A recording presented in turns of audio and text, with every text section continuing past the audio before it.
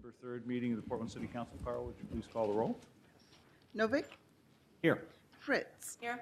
Fish, Saltzman. Here.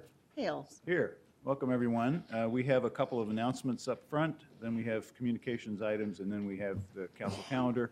If you're here to speak on a council calendar item, we typically allow people 3 minutes to testify. You just need to give us your name, not your address necessarily.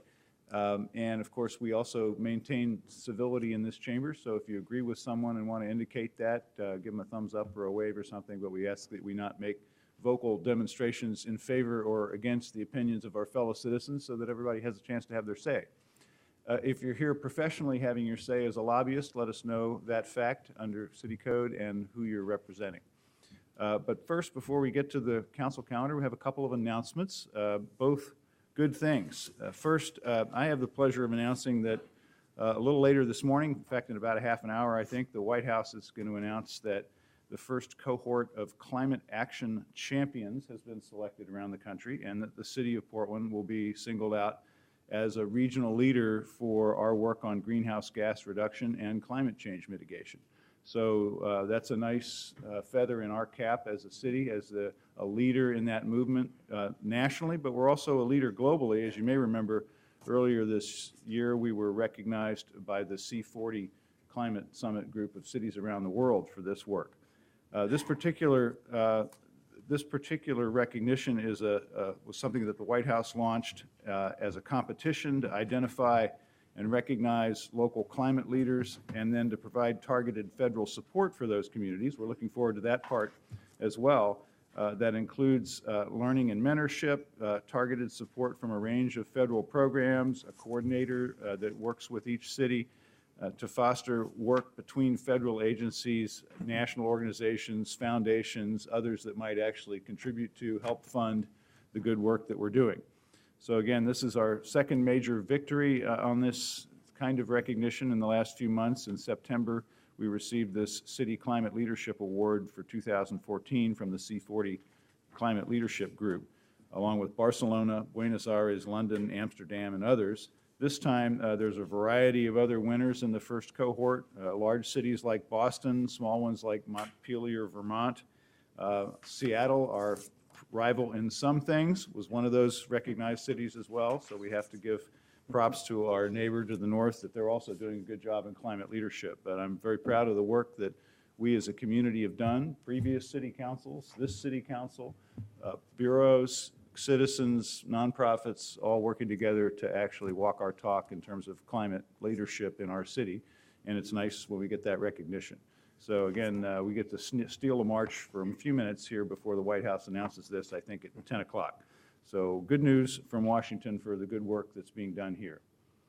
With that, let me turn it over to Commissioner Saltzman for a proclamation that goes with the season. Dan. Thank you, Mr. Mayor. I'd like to call up Chief Janssens and others to mark the 100th anniversary of Portland Toy and Joy. And we'll have a presentation, and then I'll read the proclamation from the mayor. Excellent, thank you. Good morning, Mayor, Commissioners. It's an exciting day that we have the opportunity to present the Toy and Joy leaders here with me today. This is President Dean Johnston. Dean is a retired firefighter from 1996 and has been the president of the Toy and Joy Association since 1984. So 30 years now he's been leading the organization, volunteering his time throughout the entire year. We also have Lieutenant Pat McMahon with Portland Fire and Rescue, and he serves as the liaison between the Bureau and the Toy and Joy to help coordinate and facilitate functions and activities. So 100 years ago today, or tomorrow actually, is the birthday of Toy and Joy and firefighters having the opportunity to give back to the community and to kids in need through the holiday season. So we're very proud of the work that they do year-round. I wanted to share one other thing before Commissioner Saltzman reads the proclamation celebrating this anniversary is we had the opportunity to get some new logo made. Leanne Locker and Associates created a new logo for Toy and Joy that kind of brings us into this new century, and I think will be long-lasting for Toy and Joy in the city of Portland. So if anybody can see it here. Very good. It's a nice logo, and with that, I'm going to turn it over to Commissioner Saltzman. Okay, I'll read the proclamation.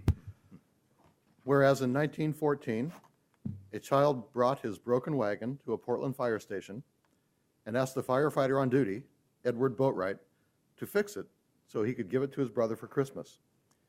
And whereas firefighters at the station did fix it, and soon crowds of children came to the station with their broken toys asking for help.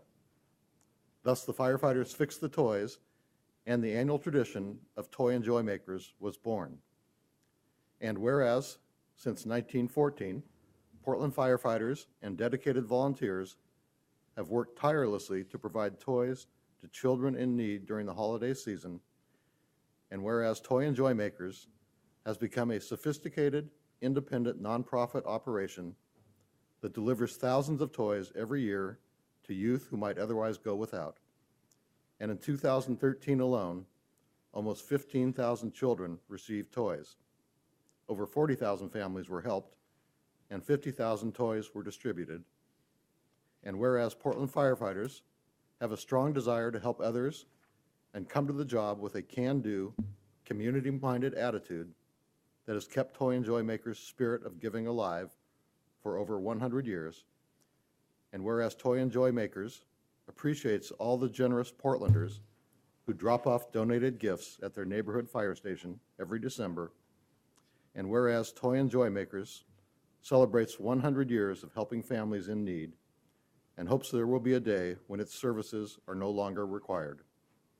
But until then, Toy and Joy Makers stands ready to serve the community as long as families in Portland need assistance. Now therefore, I, Charlie Hales, Mayor of the City of Portland, Oregon, the City of Roses, do hereby proclaim December 2014 to be Portland Toy and Joy Makers Month in Portland, and encourage all residents to observe this month.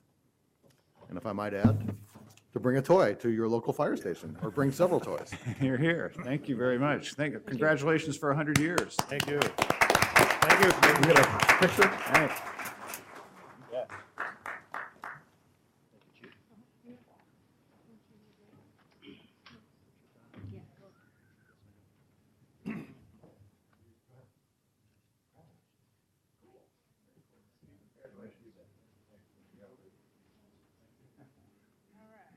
Everyone say toy.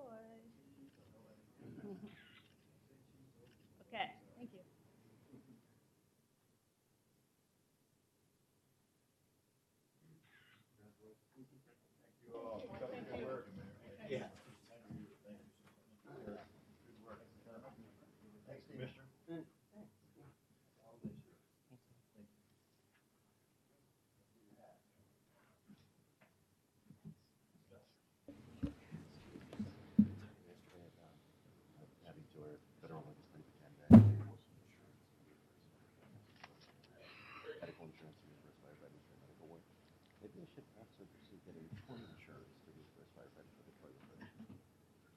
Good work. All right, let's move on to the regular calendar with the first of the communications items, which is 1227. 1227, request of Barry Joe Stoll to address council regarding his father. Barry, come on up, please.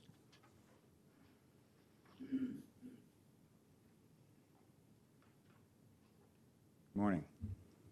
Good morning. I should probably clarify that my father named me Barry Joe before I was born. It's a two-name name. Betty Lou was my neighbor. Her name was not Betty. Carla's going to affect the photograph here, but I'll go ahead and get started. Harrison Marshall Stow, rhymes with owl. Western Pennsylvania is known for having a lazy mouth. Here in Portland, I go by Stull. Was born in September 10th, 1926, son of a coal miner, and in the Depression, he ate lard on bread. Had a number of careers, including working as a coal miner with draft animals, doing landscaping, and ultimately, for my lifetime, he was employed by United States Steel in the Saxonburg, Pennsylvania sintering plant, spelled S-I-N-T-E-R-I-N-G, which was basically affecting the process of iron ore into globules of iron nuggets that were then shipped down to Pittsburgh. His job was to operate a car dumper, which we can look at on the picture here, which turned the railroad car upside down. In May of 1976, the fellows working with him decided that their tonnage incentive was more important than following the safety rules, and they sent a railroad car down, which almost killed my father. Fortunately, a fellow with a caboose saw my dad's hard hat fly and found him lying on his back when he investigated with his right foot on his chest, with his toe pointing at his right shoulder. His knee was exploded. On the way to the hospital, he was saying to the ambulance attendants over and over again, my arm, my arm. And they said, oh, Harry, he's so screwed up he thinks it's his arm and it's his leg. No, it was in fact his arm and his leg. And he saved his own life by using his good hand to effect a tourniquet. Now, I've been a social justice activist going up against the whitest city in America and the most corrupt city in America, Portland, Oregon. And if you think I'm going to quit just because you don't know what I'm talking about, and like my father's paramedics, think that he doesn't know what he's talking about, you've got another thing to learn. I am not going to give up. My father's now celebrating his 88th December. He's still alive and well, and with his prosthetic leg, still kicking. Thank you. Thank you. Okay, next, please. 1228, request of David Red Thunder to address council regarding hunting on Hayden Island. Good morning. Morning, Council.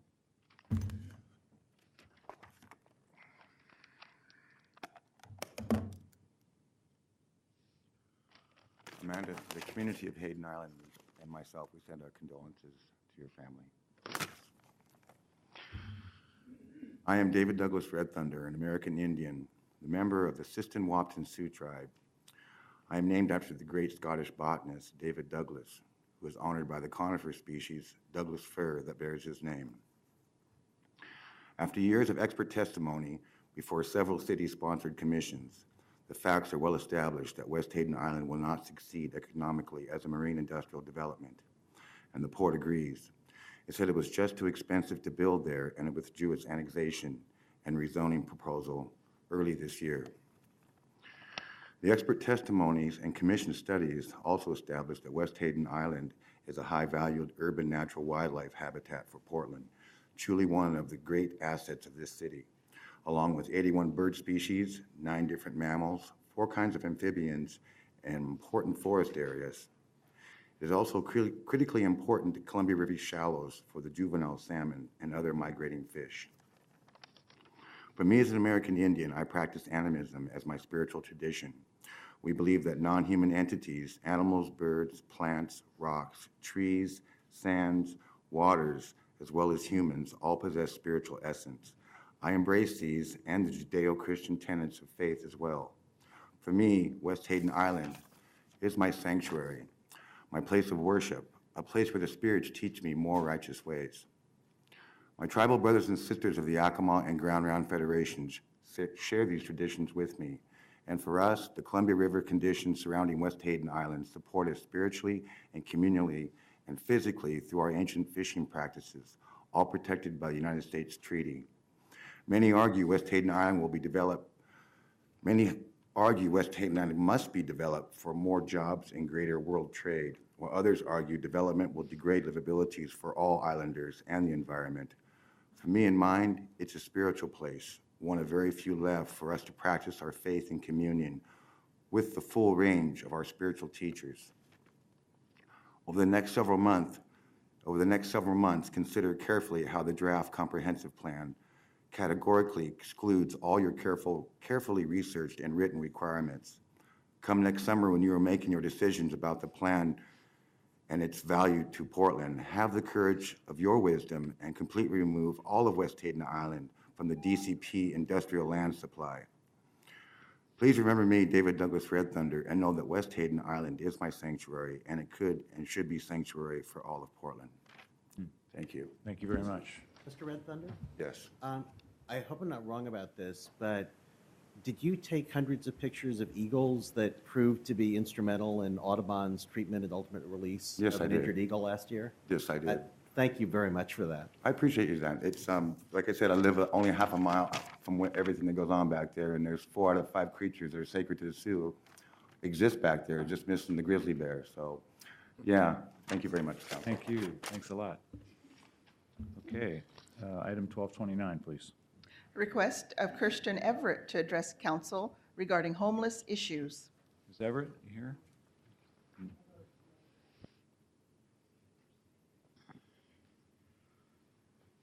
Good morning.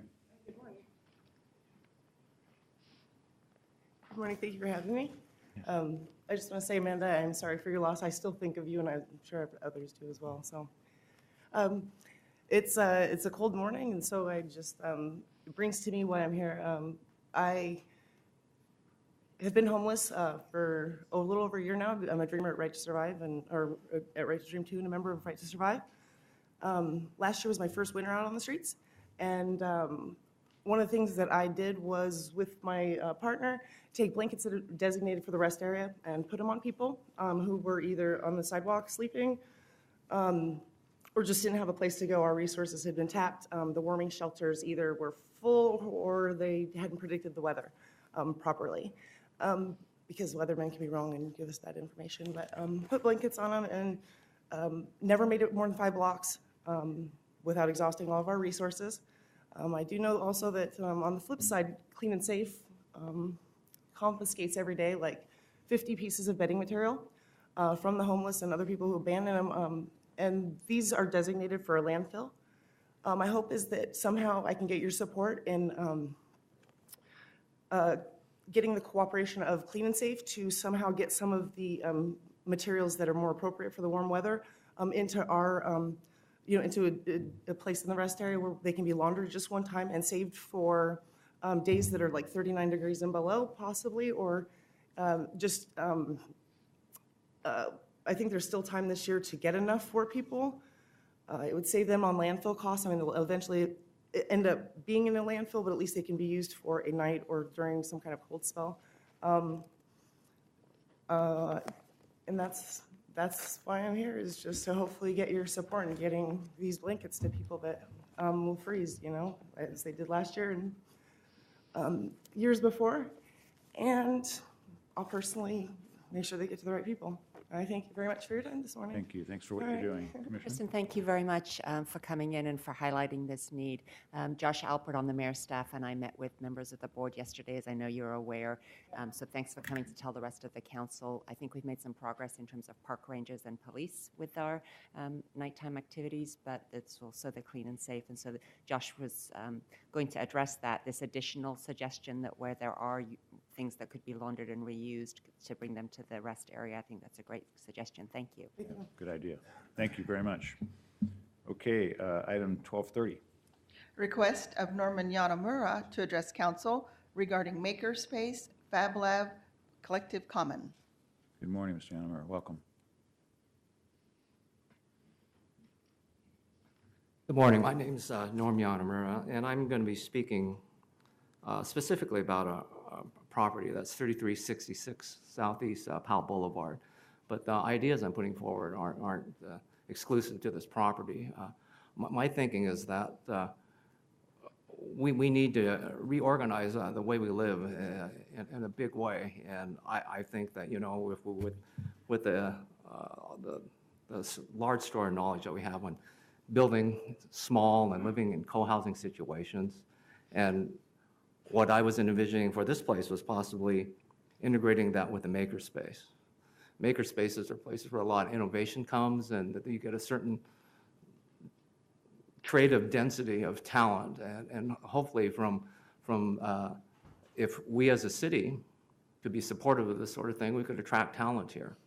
And I know that I've noticed a lot of the avenues of development that you have, like on Williams Avenue and Division, you have a residential up and you have the retail down, but this would be something different. This would be where people would, in their collective common from many different institutions or individuals, would pool their resources, and they would have access to CNC machines and plasma tables, computer labs. And in fact, with one of the early people in the development of 3D printers was in ad hoc type of development, this sort of community. In fact, one of the more famous ones is Langton Labs in the Bay Area. And they just took a big warehouse. And what they did was that they kind of made some outlaw living spaces. And then some people, tech people came together and started having startup projects. There was the fashion industry was involved, the music industry was involved, and it just kind of evolved. But I think that if we could partner some of the resources of the private sector with that of the public sector, and we could become known for that, you know, we could be a draw of talent from across the nation to bring that critical mass where new ideas for the new jobs and the new future and basically what the human experience is. You know, there's a book called The Wisdom of the Crowd, and it talks about how our best answers come not from specialists on a panel. The best ones come from an eclectic mix of people. And the type of populations that we could put in these type of facilities could be wide-ranging. And I mean, from homeless to entrepreneurial. And the thing is, with a small space would make it such that we could streamline and be efficient, and we could have common areas. You know, I mean, we wouldn't be completely devoid of taking care of the middle brain. You know, a lot of this is talking about dollars and cents, streamlining and being efficient. But you know, we have the middle brain, the mental health, and that part of it needs to be taken care of. We have 71. Anyway. Thank you for your time. I'm out of time. Appreciate the creative suggestion, and actually it's very timely because we are in the process right now of working on our revisions to our comprehensive land use plan, and we're trolling for creative ideas like this right now. So one, I'd urge you to get involved in that process. I mean, for example, you're talking about this property on Powell. Yes. The Planning Bureau staff have sort of sketched out 3 new mixed-use zoning designations with sort of details to be figured out. You know, we know we want to do a more nuanced version of mixed use and to try to accommodate these kinds of ideas better than the first mixed use zone that we've had in the zoning code for 20 years. But they honestly don't know how those details are going to work, and they're waiting for creative ideas to come from the community. So if you're not already involved in that process, I'd suggest that if you can find the time to do some of it, it would be useful because we're trolling for creative ideas. Secondly, it just happens that the president of Southeast Uplift Neighborhood District Coalition, Robert McCullough, is sitting there in the front row smiling. And if you're not yet connected with Southeast Uplift, I would urge you to, because they have a land use committee that are thinking about these ideas generally and about Powell in particular. So, you know, this hail fellow well met, the two folks ought to know each other, but I'm serious. This is a moment in the city's thought process where we're literally looking for creative ideas for mixed use from the community, and yours are in the right place at the right time. Hey, well, thank you very much. Thank you. Okay, one more communication item, 1231. Request of Crystal Ilinsky to address council regarding city deals on zoning and property on residents' backs. Ms. Linsky, are you here? Okay, then let's move on to the consent calendar briefly. I think we have a couple of items. There's been a request to pull 1235 from consent and put it on the regular calendar. Is that correct, Commissioner? Yes, thank you. Also a request for 1240 to go over to the regular calendar. Any others? Okay, then let's take a vote on the balance of the consent calendar, please. Novick? Aye. Fritz? Aye. Fish? Aye. Saltzman? Aye. Hales? Aye. Okay, time certain, item 1232. Recognize Ignacio Paramo as the recipient of the 2014 Steve Lowenstein Trust Award. Commissioner Fish. Thank you, Mayor.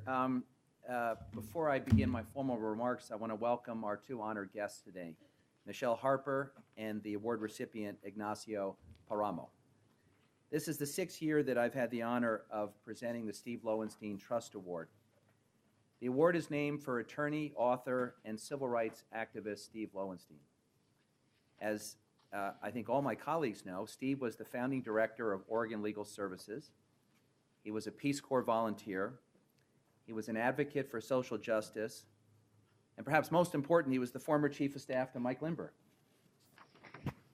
Steve wrote that the recipient of the Trust Award, quote, shall be that person who demonstrated the greatest contribution to assisting the poor and underprivileged in the city of Portland, Oregon. Past recipients have included Sandra Guyot, Mariah Taylor, Casey Jama, and Mark Jolin. This year, the board has selected Ignacio Paramo. Ignacio is the heart of the Voice Worker Center on Dr. Martin Luther King Jr. Boulevard. He works tirelessly to advocate for and empower hardworking immigrants and day laborers in our community. And here to tell us more about the award winner is our friend Michelle Harper. Michelle, greetings. Good morning, Mayor and City Council. It gives me great honor to come before you every year because this is the thing I think that is so extraordinary about Portland. It's how we come together and we build community in such creative ways. It's people making sacrifices every day to make lives better and to make the city better. I don't do this work alone, and so I would like to acknowledge my board members and have them stand this morning. Let's give them a round of applause. Thank you all. Thank you.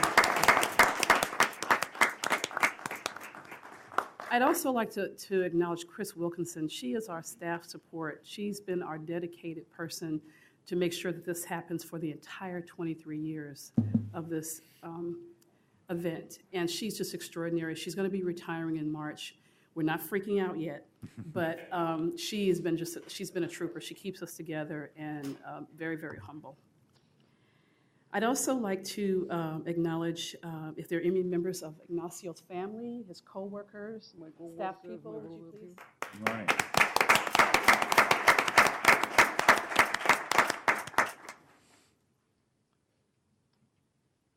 Okay. Ignacio has been dedicated to this area of service for many years. He has been through the same experiences as those in the community that he serves. He's a great example of someone who has elected to dedicate his life to helping others have an easier path to disability than he had. He's helping to make a difference to empower a sometimes often invisible and ignored population in our community. Ignacio moved here to be closer to his family, and it wasn't very shortly thereafter that he started to roll up his sleeves. He saw a need and decided to figure out how he could fill the need with the Voss Center. This project, the Workers' Right Education Project, which is a part of the Voss Center, is a worker-led organization that empowers immigrants and day labor to gain control over their working conditions through leadership development, organizing, and community education. It was formed to address the issues of safety and civil rights of workers, usually immigrants who stood on the street corners, often where he was out there in night and day trying to help people, connecting with them, listening to what their concerns were, trying to find work. Day laborers do everything from moving heavy appliances to roofing to overgrown vegetation and the like. Sometimes they're injured and they're not paid. And he has been such a strong advocate for making sure that the right employer is matched. It's a safe environment that they're working in, and that they also get paid as well. The Voss Center provides a safe and inclusive community where workers can find work, gain their skills, and learn about worker and civil rights. He has been the director of the center since it opened. He has worked tirelessly, endlessly, in making sure that the rights of others are protected. Ignacio has been a very strong advocate and working for and with the Latino immigrant community in the Portland metropolitan area for more than 15 years. He came to this project initially as a volunteer. He worked as a case manager for 10 years, ensuring stable housing and health and employment for the Latino community. Currently, as the director, he develops employment opportunities for day laborers, matching employers, workers, jobs, ensuring safety, and they're treated fair, they're paid a decent wage, and they have safe and work environments. He supervises a group of volunteers who teach ESL classes, who teach computer skills, who teach job safety, and he also works in conjunction with the Lewis and Clark Law School to help workers collect unpaid wages as well. He's been a dedicated community service, serving everywhere, whether it's street corners or talking to workers about their rights in passing. He investigates unpaid wages and finding a multitude of resources, as well as teaching ESL classes himself. He works endlessly to ensure that this is a place of safety for people who are often looking for a safe haven. It's with this time that the Lowenstein Trust is honored to be able to honor Ignacio for his dedication, for his service, for his selfless dedication to benefiting others. I found a quote that I thought is very fitting for him from Cesar Chavez. We cannot seek achievement for ourselves and forget about progress and prosperity for our community. Our ambitions must be broad enough to include the aspirations and needs of others for their sakes and for their own. And it is with that I give you Ignacio. Good morning. Congratulations. Thank you.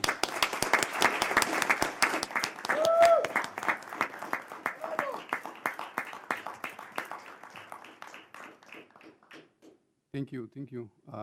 First of all, I just want to share this award with all my coworkers, a big group of volunteers that help us to run all our programs. And just to give a little, and especially you, because 6 years ago, thanks to City Mayor Tom Porter, we opened the center, and some of you became our champions now. And I want to give you a little overview of where we are now.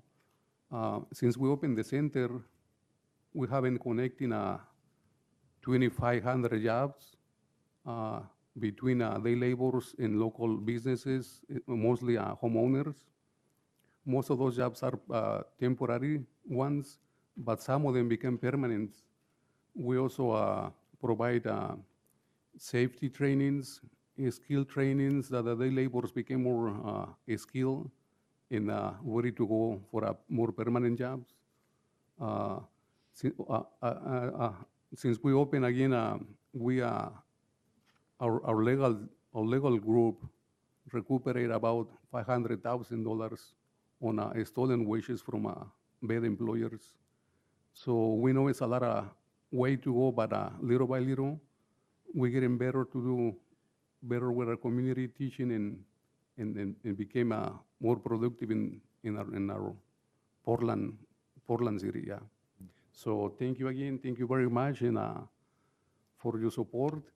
And again, I want to share this award with all my co-workers, all the volunteers that make this possible. Thank you so much. Thank you. Thank you.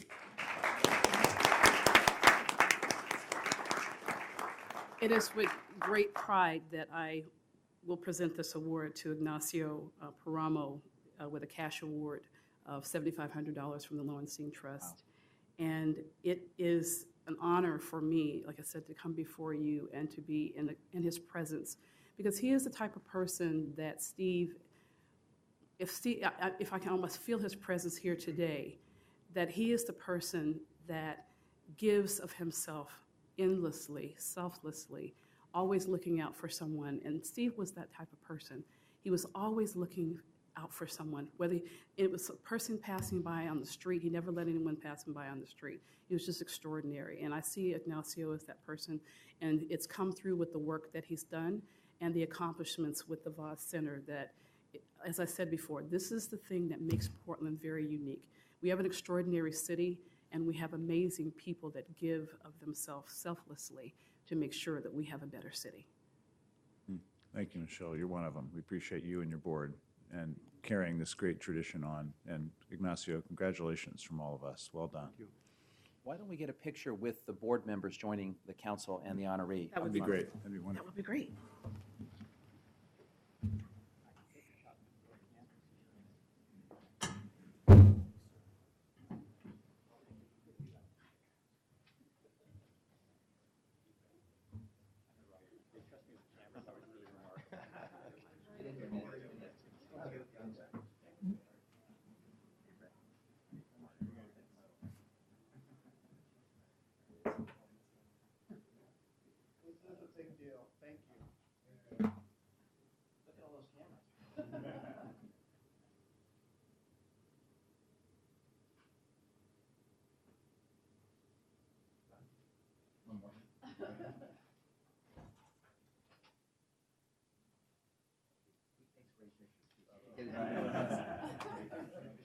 Already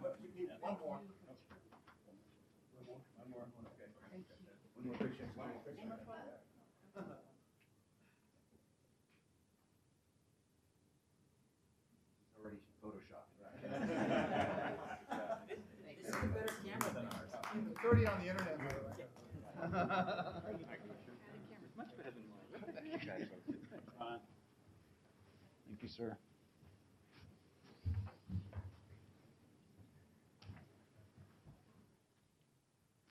Thanks, Commissioner. Thanks, all of you. That's great. Great work. And for those of us that knew Steve, yeah, I think, Michelle, you got it right. He's here and he likes what you've just done. And by the way, Mayor, just to embarrass Michelle quickly, for those who are here that have not worked with her, lifetime of service to the city as a leader in Portland Parks and Recreation.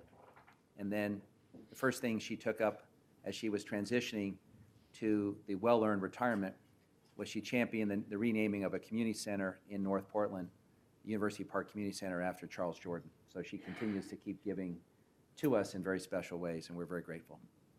Thank you. Take care. Okay, let's move on to our next time certain items. Carla, let me get you to read 1233 and 1234 together, please. 1233, create the Portland Street Fund and establish a non-residential transportation fee to fund Portland street maintenance and transportation safety needs. 1234, establish a residential transportation income tax to fund Portland street maintenance and transportation safety needs through the Portland Street Fund. Okay, so let me queue up this work session with some opening comments, and then I know Commissioner Novick has some as well. First of all, we had an excellent public hearing on November 20th, about 5 hours of testimony. The choices, as I see them, remain the same three, but we did get some good ideas. The same three choices are in front of this council that have been in front of this council for many years, which is do this, do nothing, or do something else. I'm in favor of items 1 and 3, but not item number 2. We've been doing that quite effectively for a very long time, and the results are obvious. The action we're going to take this morning is to take a look at these ordinances. I think there's some amendments about to be proposed that we're going to take up, and therefore we'll take testimony on those amendments and move the items forward for final action later. First of all, there's an item on the council calendar, item number 1249, which will be referred back to Commissioner Novick's office because the contents of the proposed ordinance that's in item number 1249 are going to be brought forward as an amendment to one of the ordinances that we have in front of us. So that's a procedural change, not a substantive change. The question of a floor for spending that item 1249 was talking about is now going to be addressed by an amendment to item number 1233 rather than as a separate ordinance. So again, the question is going to be in front of the council today about a floor under the spending level, but it's going to be taken up as an amendment rather than as a separate item. So that's what's in front of us this morning. I'll turn it over to you, Commissioner, for some opening comments, and then we can call on staff to walk us through what's in front of us today. I'll just briefly reiterate what we discussed the other week, which is that these proposals are both very different from what we came forward with last May. On the business side, we have a proposal that's largely the product of a lot of discussions between representatives of large and small businesses, this reflects their work. On the personal side, instead of a proposal where, as in our proposal in May, rich people and middle-class people would have paid exactly the same amount for the most part, we now have a proposal that is more progressive, where rich people do pay more than middle-class people, and also because it's an income tax rather than a user fee, it is tax deductible on your state and federal tax forms. Okay, thank you. So we have some revisions to city code in front of us in item 1233. That's the proposal to create a transportation code that establishes the street fund. As part of this, it will be creating a citizen oversight committee to monitor and ensure that the fund stays true to its mission, and that committee will provide annual reports to the council. In the ordinance, we'll also direct the Office of Management and Finance to establish a new sub-fund under the Transportation Operating Fund where this new revenue will flow. This sub-fund is additionally subject to an annual audit conducted by Moss Adams, who's our external auditor. Also, in item 1233, we'll amend the existing revenue code because the revenue division will be the city agency that's charged with billing and collecting the transportation revenues. So again, those are the formal changes that will be affected by item 1233 if it's passed. In item 1234, we create a new revenue code to establish the residential transportation income tax. And as I think everyone knows, the Bureau has some additional documents that were distributed on Tuesday. Celia Herron is here to explain those changes and to walk everyone through the amendments. So Celia, Mark, good morning. All right. Good morning. Celia Herron with the Office of Management and Finance, working with PBOT on the street fee. And actually, since the documents were amended yesterday and distributed, we have one more minor amendment, and so we need to distribute those. Okay. And I can Walk show us you. through, walk everybody Absolutely, through and we what have those cover. copies for the public as well. So while those are being distributed, and they're color-coded to make it a little easier to follow along, there are essentially two policy issues that are being addressed by these amendments. One is, as Commissioner and Charlie, the mayor, were saying, setting a floor for spending, so what we call the maintenance of effort. And so in the first amended ordinance, which is the document that is slightly different than yesterday, there's language that talks about while the Portland Street Fund is in place, and you've got the words in front of you, there'll be the changes to the, we'll continue to fund the street preservation budget. And the additional language was the general transportation revenue budget, to be clear about the number we're talking about. Yeah, let me read that language just so people hear it. It says, for so long as the Portland Street Fund program is in effect, the city shall spend no less from sources other than the amount collected through the Portland Street Fund than the street preservation general transportation revenue budget allocated in fiscal year 2014-2015. So in other words, we do this work now at a certain level, not enough, but at a certain level, based on funds that we already receive from the state and federal government through gas taxes, parking revenues, everything else. This says that base continues and the new funds are on top of that. And I think that was, Just to clarify a point about that, what this amendment says is not that we will spend the same amount from PBOT general transportation revenues. What this says is that it's an obligation of the city as a whole to continue to spend the same amount that is now coming from general transportation revenues, even if general transportation revenues collapse. Right. Right. Good point. right. So it does in fact set the floor. So is there a reason why we don't actually say the number? What is the amount in fiscal year? The amount is 11.318812. It's 11.3 million and some change. So would we, Quick question. friendly amendment to add that? Because otherwise somebody in 2 years' time is going to be trying to look that up. We could do that. We sort of went back and forth about this the other day, actually, is like, does it make sense to put a dollar amount in a statute? But if that's council's will, I don't think we have any objection Put to it it. in parentheses, right? Yeah, this won't be included in city code. It will be, it's a policy statement. Yeah. Okay, it's a council directive. We can direct a number as well as words. I If think that's clearer, then clarity is one of the goals here. I'm fine with that as long as you are, Commissioner. Sure. Makes sense to you? Okay. So let's assume that we will put that dollar amount in the language of that amendment. Great, thank you. And so all the other documents, the only amendment relates to adding a sunset provision.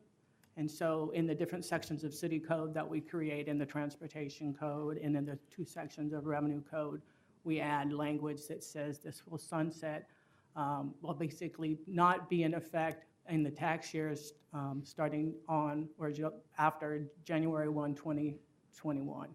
So that's And this that. is one of the issues that got raised frequently Yeah, during the public hearing. There was a lot of concern about that, and so. This is a sunset for both the residential and the non-residential? Yes. Okay. All right, keep going, and maybe you've covered it. Well, I can walk you through where in each of those places, but the only changes in each of those has to do with the sunset. So if you look at Exhibit A, your blue Exhibit A, Actually, ours aren't color-coded, so. They aren't. Oh, well, all right then. Well, Unless I'm just not. my apologies.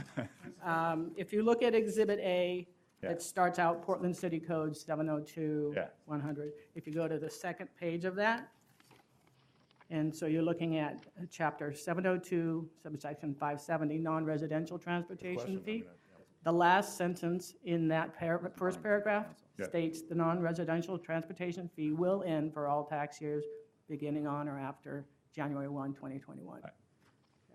And Celia, just to clarify, for most individuals, that means that the calendar year 2020 is their last year, but there's some people and businesses that have different tax years, so that's why we've got the language that might look kind of odd. Right, exactly.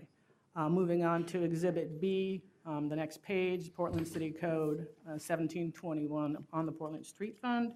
If you go to the second page of that, the eagle eye will notice there's a new provision, 1721 subsection 100, sunset provision.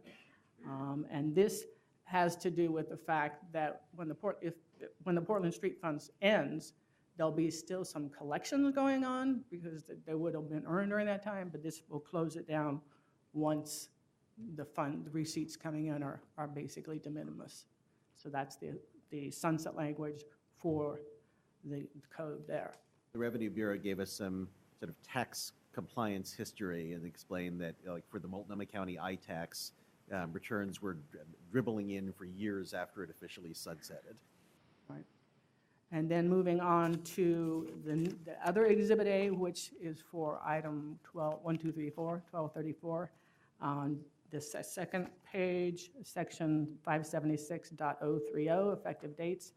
There's a new second sentence that says the residential transportation income tax will end for tax years beginning on or after January 1, 2021.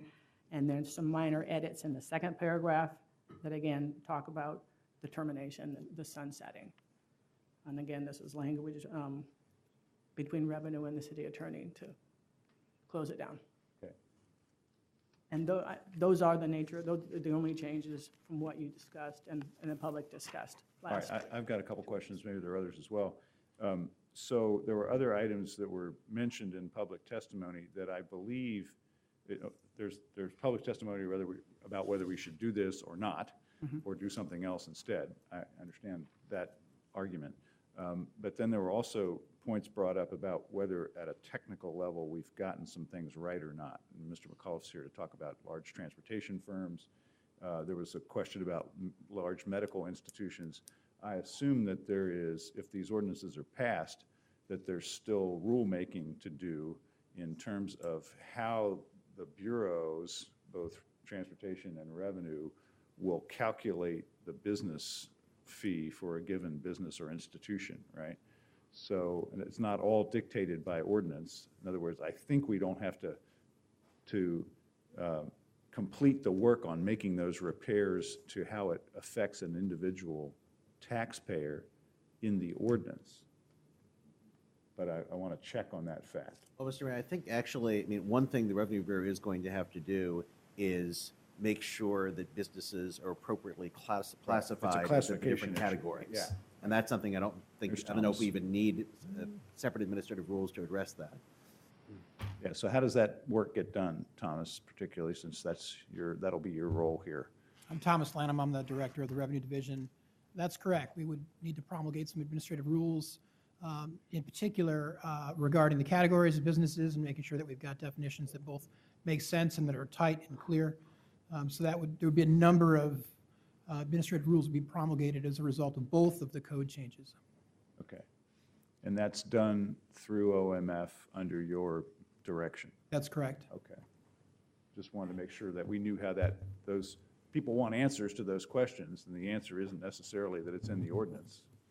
But Right. But you have authority, as you already do in dealing with business income tax revenue, to write definitions and put businesses in certain categories based on those definitions. Right. So both for the residential income tax and for the business fee, there's existing code authority in the Revenue Division to do just that, to implement administrative rules to satisfy disputes, appeal processes, penalties, interest, all those structures, right down to due dates. So You may recall we needed to adjust the arts tax due date a few years ago.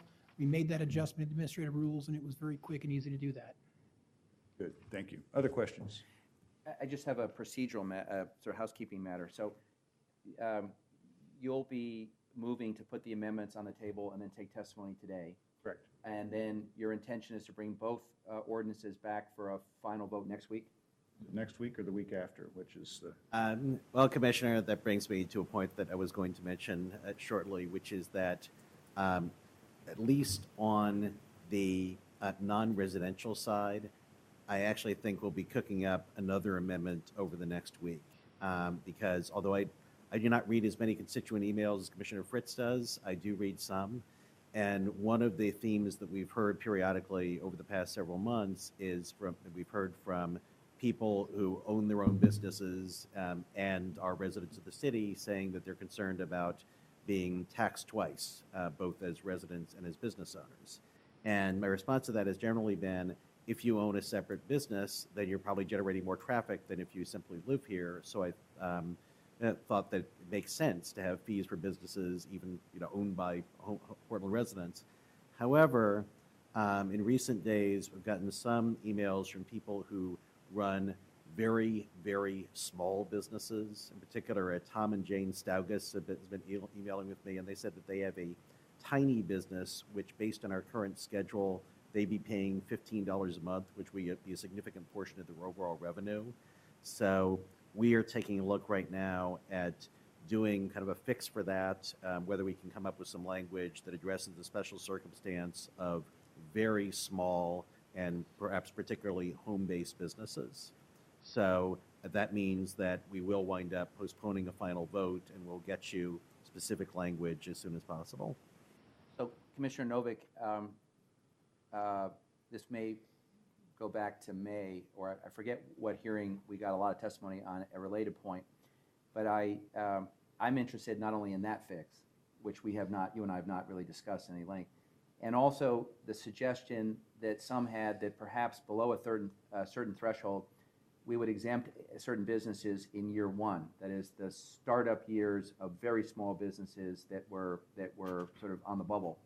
So as part of this discussion, I would welcome a chance to talk to you about that piece as well as the fix that you're looking at. We will arrange to speak expeditiously. there might be a size threshold that solves both problems. I don't know. There might be. But One is, and it seems to me, one is a year one issue, one is a structural issue, but they both get at the same point, which is there are some small businesses that in year one in particular are vulnerable and have cash flow issues.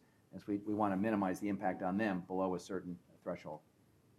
And is that above, speaking of thresholds, is that above the threshold of what you can do by rule?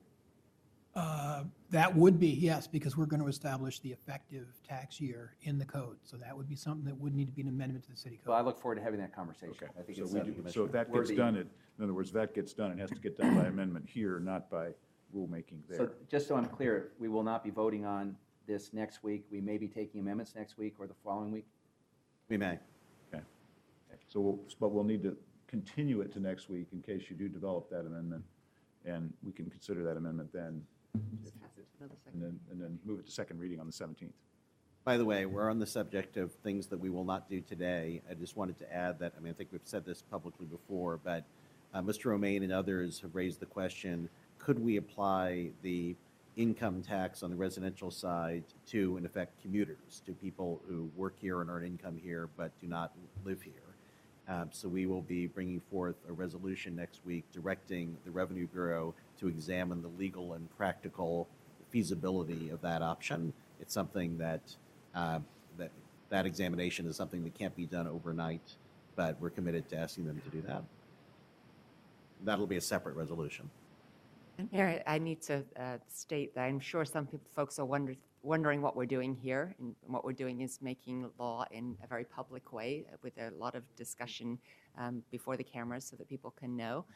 Some will say that it's a moving target.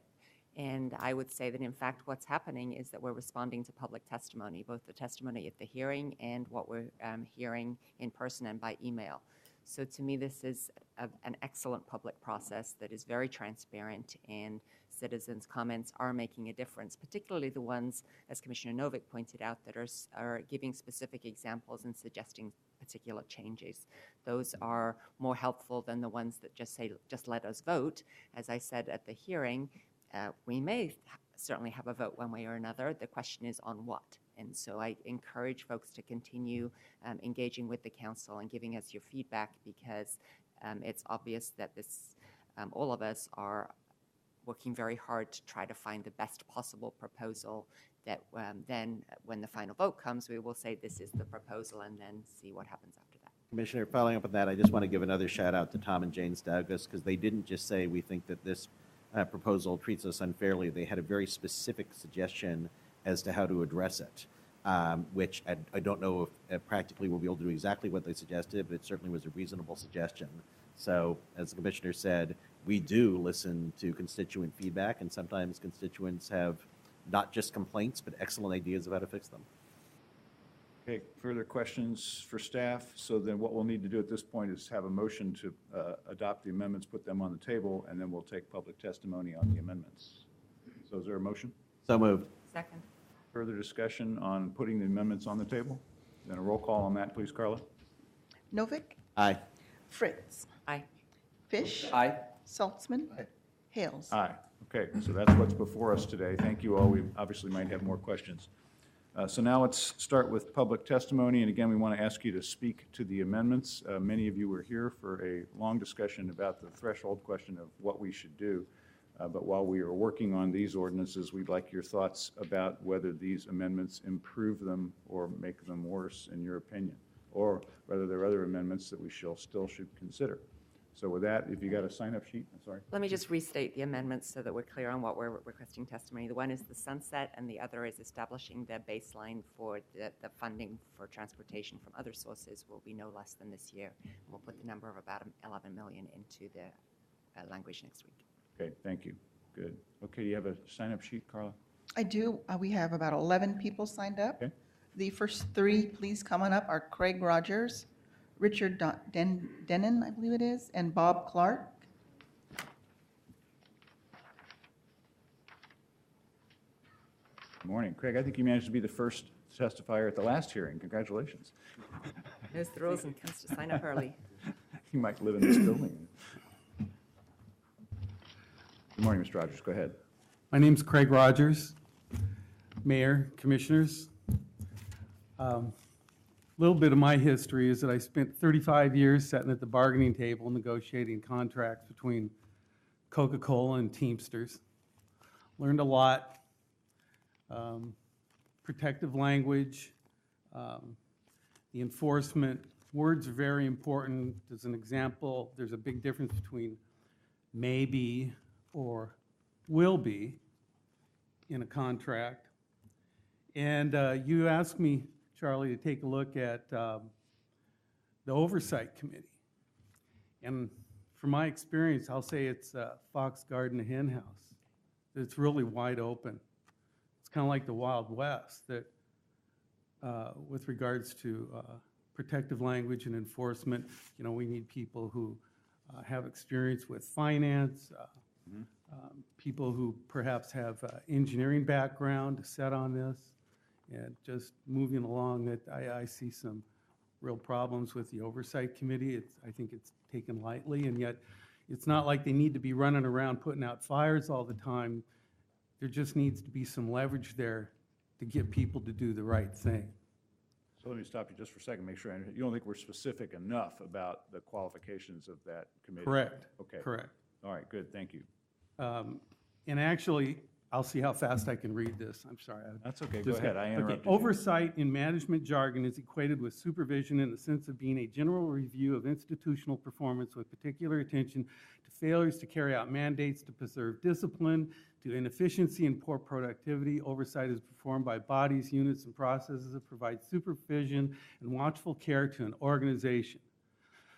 Through its fundamental elements of audit, evaluation, monitoring, and inspection, investigation, oversight helps an organization to enhance its effectiveness, productivity, and integrity. Now, on the sunset provision, am I correct, and I hope I'm wrong, is that it just takes a vote, a city council at the end of this, and then it's all done again? We get right into it? Or does this absolutely, so see. That's correct. It's if- ordinance. We can't pass an ordinance that binds a future council in a way that they couldn't unpass. Well, you that know, at the ordinance. very beginning of this, one of your staff people said, when I said, what we need is some hard language here, written in Word, and we don't want to tie the hands of future city councils. Well, what about our hands? Because see, you're tying our hands by thinking that this thing, and you've said here, it can just basically go on forever. No, there's a sunset, so there's a stop date. But And you unless- can just renew it. But and- there would need to be a public hearing, a public process, folks would engage But it that way. there's no vote of the people. Right. Yeah. Right. Okay, that's all I have to say, because what I'm watching here is democracy die at the level of city council in Portland. Democracy is dying in this city, and I'm witnessing it. All right. I Thanks attended for your all those suggestions. meetings during the summer. We been a have real that- show. We and future councils can refer things, but we can't bind a future council to refer something. So we can put a sunset Right. provision on it, and then they will have that choice of, do they reenact this because the revenue's still needed? Correct. Do they You- repeal it because the revenue's not still You needed? don't want to tie their hands, but you'll tie ours. We make actions, we take action here. Thank you. Okay, go ahead. Hi, I'm Richard Donan, just a concerned citizen. I was here back in November. And I have one question, because you have stated that you're looking for positive input that is constructive, and if not this, then something else. Well, I presented, and each of the council people received my email, or at least my email said it was received, regarding a parking sticker permit. And my objection to what's going on currently is that it's so complicated. You have so many tiers and levels of income tax for this group, reduced income tax for another group, PERS people aren't going to pay, which includes me, and those who are on fixed incomes.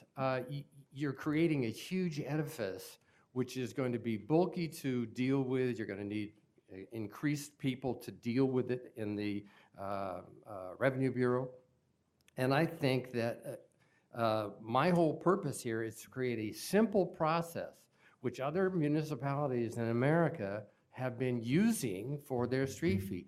Why hasn't that at least been spoken of openly in council, rather than me having to attend the meetings to bring this up? So if I could hear from each of the commissioners and the mayor, why, is there a reason why you haven't looked at this thoroughly? Well, we did, after your suggestion, yeah. We actually have looked at it, and there's two issues, one of which seems to be insurmountable. One is that in order for this parking sticker, this vehicle sticker thing to work for everybody who comes into the city, we would need to significantly expand parking enforcement, because we need to send people not only onto the street, but into private garages in order to get all of the cars. And I don't know, maybe it would be very expensive, and I don't know what our jurisdiction is. The more difficult point to overcome is that state law gives counties the sole authority to impose vehicle registration fees. And we had our city attorney take a look at the law that does that and see if it would preempt us from doing a vehicle sticker, which looks a lot like a vehicle registration fee. And our city attorney responded that there would be a very good argument that we are preempted by state law as the city from having a vehicle sticker. Did they contact the city of Chicago to see how they worked with that Well, I don't program? think, the city of Chicago is the state of Illinois, which has different state law. My assumption is that Illinois doesn't have the same kind of law limiting to counties the ability to have something like vehicle registration fee. Yeah, but that's an assumption. That's not really a But it fact. doesn't, but whatever Chicago does, it doesn't change what our state law is. Oh, I understand that. That was the problem, yeah, that the Oregon legislature has been pretty specific about transportation revenues. Gas taxes have to go to roadways. Right. And unfortunately, they were also pretty specific about this. So absent a change in state law, we don't think we could implement that idea. So the ORS statutes that deal with parking that I handed out, that I had researched. Yeah, it's not so much the parking statutes, it's the vehicle registration. This would be construed as a registration system. By. Can I just ask a question of Commissioner Noah, because he shared this view in a briefing with me the other day. Is there a way around the legal bar by engaging the county and see whether they're interested in partnering with us on this? Well, I think that they wouldn't just have to partner, they would have to pass the vehicle sticker ordinance. And I don't know that there is that much appetite in the county commission for taking over what we've been doing here for the last year and taking on themselves the responsibility for funding transportation. And the other question is there a legislative fix? Because in my mind, while I think the legal advice we've been given is sound, in my mind, there is something analytically different between a sticker for this purpose that has been suggested by some folks and a vehicle registration fee, since a vehicle registration fee usually accompanies an inspection and affects the privilege to drive. We can't condition this in terms of the privilege to drive, but we can. What we're thinking about is as a revenue source, which I think is slightly different than a vehicle registration fee. I think that I'm just asking. I'm not pitching, I'm just asking. I think that would be a heavy lift, and which would obviously postpone our taking action until the legislature took that action. And again, it would require a significant additional investment in enforcement in order for this to work. And also, a vehicle registration fee or vehicle sticker fee is exactly the kind of a flat, non-income-based proposal that we brought forward in May. And I think it would be subject to the same objection from homeless advocates and others who object to something that's not based on income. Because I was going to add that the third real reason to that's challenging to look at that sticker program is that I would only support it if there was some kind of low-income exemption, and that then gets us back into the realm of the things we've been discussing. My point was, it doesn't matter whether you have a Cadillac or a right. Chevy. No, I agree. But my point is that if you have an oversight committee that can look at compliance with the sticker, and it is a parking sticker, it's not a DMV sticker, it's not for the whole state of Oregon, it's strictly for the folks that drive into Portland. So it's a parking sticker, not unlike the folks that are on Sauvie Island or any of the other parking permits that are in the city of Portland already. You already have jurisdiction to charge people in Portland a sticker fee or a sticker permit to park in industrial southeast and southwest around what used to be PGE Park. That's what this would basically piggyback on top of.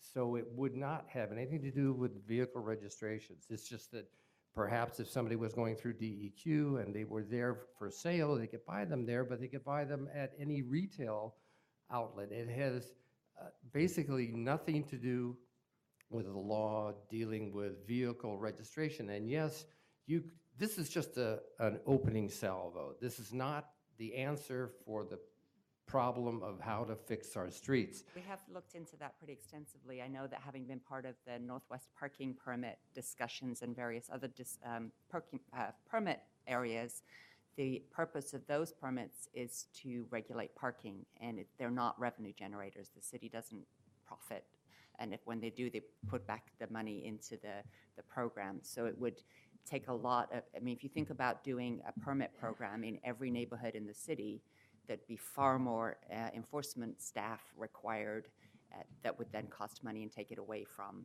transportation improvements. Can I just test so that because I just want to understand something, because I remember back in 2004, a candidate for city council suggested that we put a surcharge on parking downtown to fund other worthy purposes. So as your fallback position, that I'm not asking you to, I'm not advocating your position one way or another, but is your fallback position that you think we should put a surcharge on parking in the areas we can and use that money to cover roads?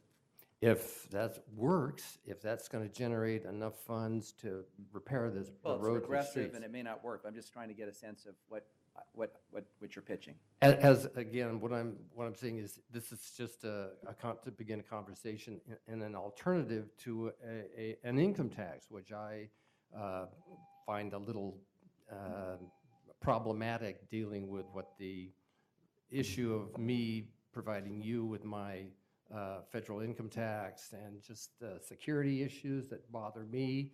I was looking for something that was simple, that works elsewhere, and that could meet the needs, or at least the beginning needs, to repair the roads over the funds that you currently get. I really appreciate you putting some thought into this. We'll continue to probe the legal issue because you've raised some more good questions here.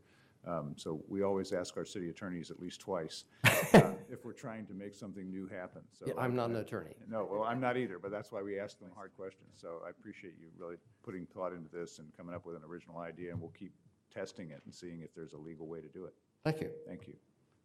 Appreciate it. Hi, well, Bob Clark, we spoke a while ago, and as to the amendments, the overall picture is that. Bob, before you get started, Yeah. we require people to say if they are speaking on behalf of an organization. And you send very thoughtful testimony, but you always close it by saying that you're a volunteer with the Taxpayer Association of Oregon. And just out of respect, I want to make sure we always know whether you're speaking as you, the individual, or Taxpayer Association of Oregon, or both, so that you don't run afoul of any of the disclosure rules. Oh, yes, I'm speaking for both. Okay, good. Thank you.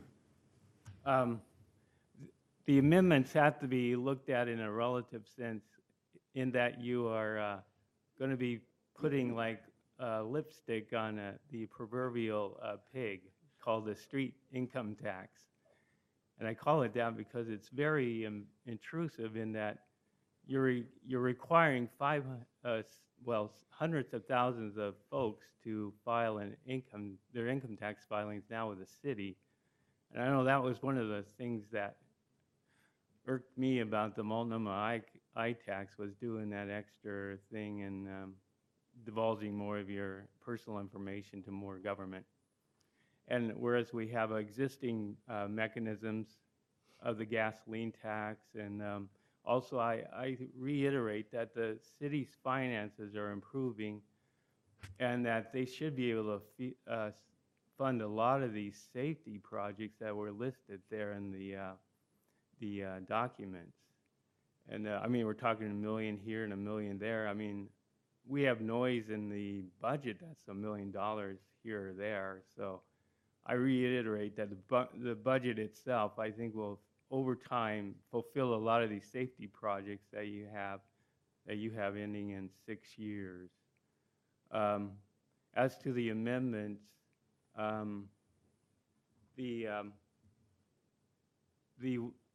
the sunset is really not too effective. It's like the lobster, and you take and put in your pot and put it on simmering heat. At first, you come back after 6 minutes and say, "How you doing, lobster?" And the lobster says, "Well, I first was feeling kind of faint, but now I think I'm adjusted." And then you say, "Well, I'll just keep the simmering going on here and take care."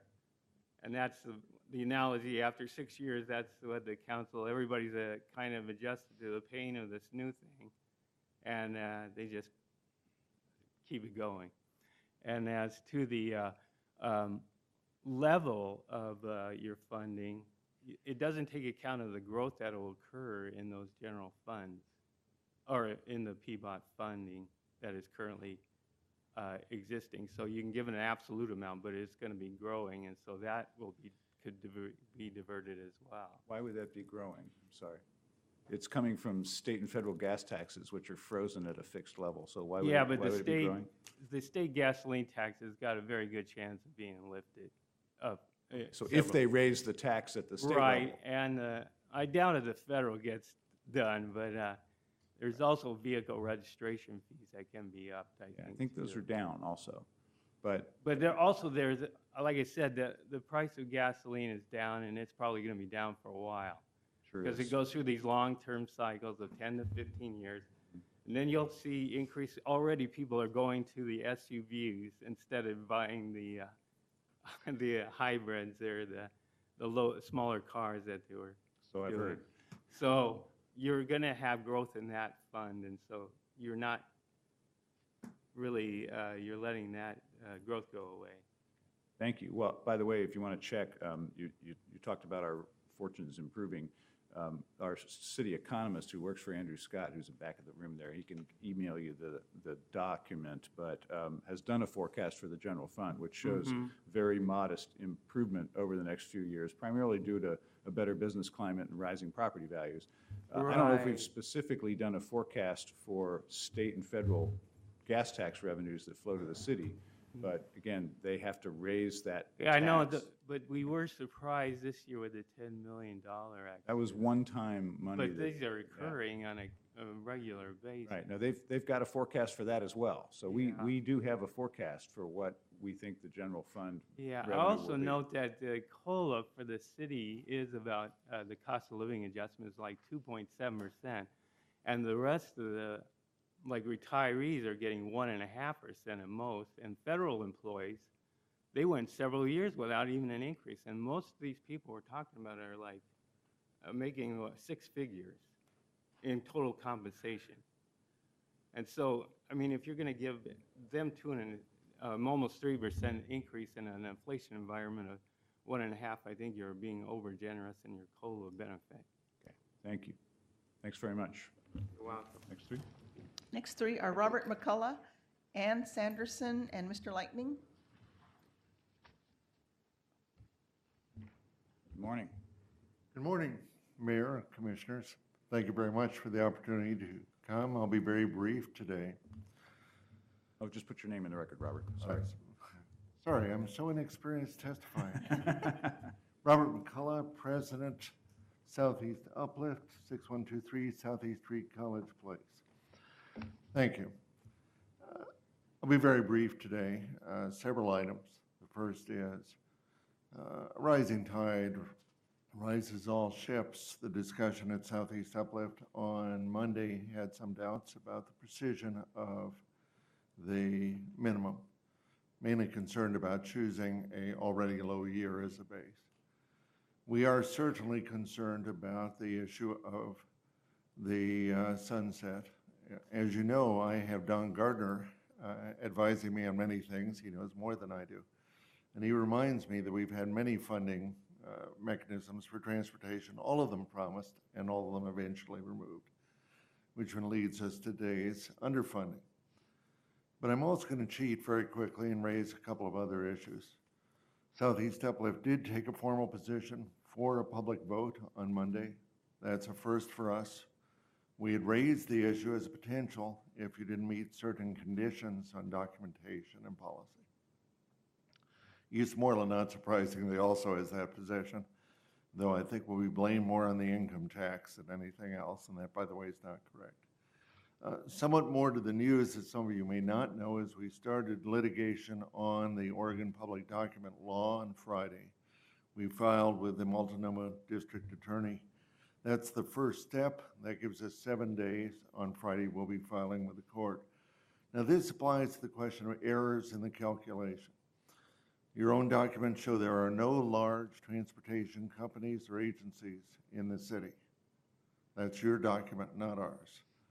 We requested the work papers for that 30 days ago. We've now received them. We've now had a temporizing response from Mr. Rivera that explains it will be massively difficult to answer these questions and probably violate secrecy. As you all know, this is nothing new in public documents. They've not contacted us to refine the request. We have no desire for anyone's secret documents. We do know that this is an area which changes every number in the proposal. It cannot be fixed by the staff. Every number is currently wrong. Mr. McCullough, what do you mean by every number is currently wrong?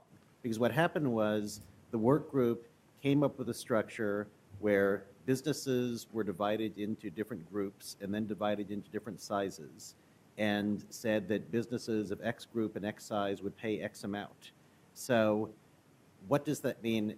That was their choice as to how to allocate responsibility among businesses. So how can that be wrong in an objective sense? Well, number one, I disagree with you that we have signed off on this, and you should direct that question to Ms. Sanderson, who was on the committee. As you remember, we were not invited and that is a public They said, policy they said the issue. work group, and I understand that Ms. Sanderson didn't like the result, but we have not heard objections from, for example, the Portland Business Alliance and Venture Portland, which represents small businesses. Okay, now we're discussing public involvement. The primary avenue of public involvement in Portland is the neighborhood associations. I think I heard that once from Commissioner Fritz. But we were not invited. None of us were invited. You did not Ricardo, come you could talk have to come those. to any of the numerous public meetings that we had in this topic. My question for you We is... do have given members who that- did. Given that the allocations to particular businesses are based on that formula that came out of the work group discussions, how can a calculation be, quote, wrong? Okay, I've talked to you and your staff quite a bit. Let me walk through that calculation. I apologize, Commissioners, this will be longer than my presentation. All right, we asked you a question, you get to answer. The first step was to divide the bill into two. It was done arbitrarily, half to residents, half to commercial. That's actually the wrong number. That isn't actually the way we do transportation in Portland. It's more 60-40. Accept it. After that, then you broke it into a number of different business categories. We've heard many times that was done on the basis of trips. Now, I'm quoting directly from your staff here. In fact, I can bring you the emails on this directly from your staff. In fact, you've seen them, you were copied. Mr. Riccella, it was Please quite... don't interrupt because you asked a question, let me answer. One of the problems about arguing with an expert witness is they're so darn stubborn. So at that point, they were divided according to trips and entities. The entities were taken from the Portland Business License Database. The trip counts were taken from the ITE manual. Both of those are public, even though Mr. Rivera now says secrecy prevents you from answering. Okay, so let's take a look at the number of entities. The number of entities is taken from the Portland Business License. The Portland Business License database has never been audited for this purpose. One very amusing story, and this is very simple. The Portland Oregonian's entry in the Portland Business License is for the agent for sports and political figures. Willamette Week is actually recorded as a newspaper. The Union Pacific Railroad is not counted as a railroad. Your own staff commented to me that TriMet, one of our largest institutions in transportation, wasn't included at all because they didn't have a business license. So that 1.9% allocated to that category was wrong. Now that means that if you had put in the correct number, which was probably something on the order of 20%, that'd be the number of vehicles, 40% the amount of fuel, 5 to 7% employment or revenue, you would have reduced the allocation to all those other categories. But Robert, it was quite, we started off with a recommendation last May that was based on trips. And there was information relevant to that that was provided to the work group at the beginning. But it was quite clear over the summer that we were moving away from allocations based on trips. We all now understand that we do not have a trip-based mechanism. So it's not that we said we're going to have a trip-based mechanism and this is the product of that. We all knew that we were deliberately moving away from a trip-based mechanism. Unfortunately, Commissioner Novick, you may not be correct because the information provided in numerous occasions is that the allocation between categories had a component from, quote, this is direct quote, in front Mark's here, I think, if we want to pull him on up to ask, the ITE manual. Number two, on that, I have a direct quote from, again, your own staff, that they went to the business license database to get the number of entities. Now, bear in mind, the reason why you're going to be in court defending the secrecy of this information is because we would like to see that number. Not interested in anyone's secret data, absolutely not. If you look at our request, we've not asked for any secret data. But you and I, very well educated, very intelligent people who have exchanged, 50 emails on this subject, still do not know the right answer. And I respect you a lot for talking to me as much, but that we could debate this question at this late date is evidence that you should turn over that calculation. If you're correct, Southeast Uplift will apologize. Robert, the staff is trying to figure out how to give you as much as possible without releasing confidential business information. But I do want to say that if we are going to be making sure that businesses are assigned to the proper categories, and the schedule the work group came up with said transportation businesses of such and such size pay such and such an amount. So if we identify a transportation business that has been misclassified, then under that schedule, they will pay the amount consistent with their category and their size. However, you're confusing two different steps in the calculation. The first was to derive that table, which, by the way, is now part of the legislation. It's actually included in the legislation. The staff can't change it. That is, in fact, the monthly amount that will be charged. That monthly amount appears to be an error because we dropped off, among others, TriMet, the major trucking companies, the major railroads, the Port of Portland. That allocation is in error. Now, we can solve this problem immediately, Steve. As you know, Mark Lear promised the work papers literally 1 month ago. We have only received a response from your office last night after the close of business. We reviewed it. We will have a formal response later today. A judge will probably have to rule on this.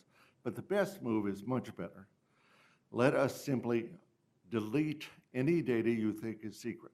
Delete every piece of secret data.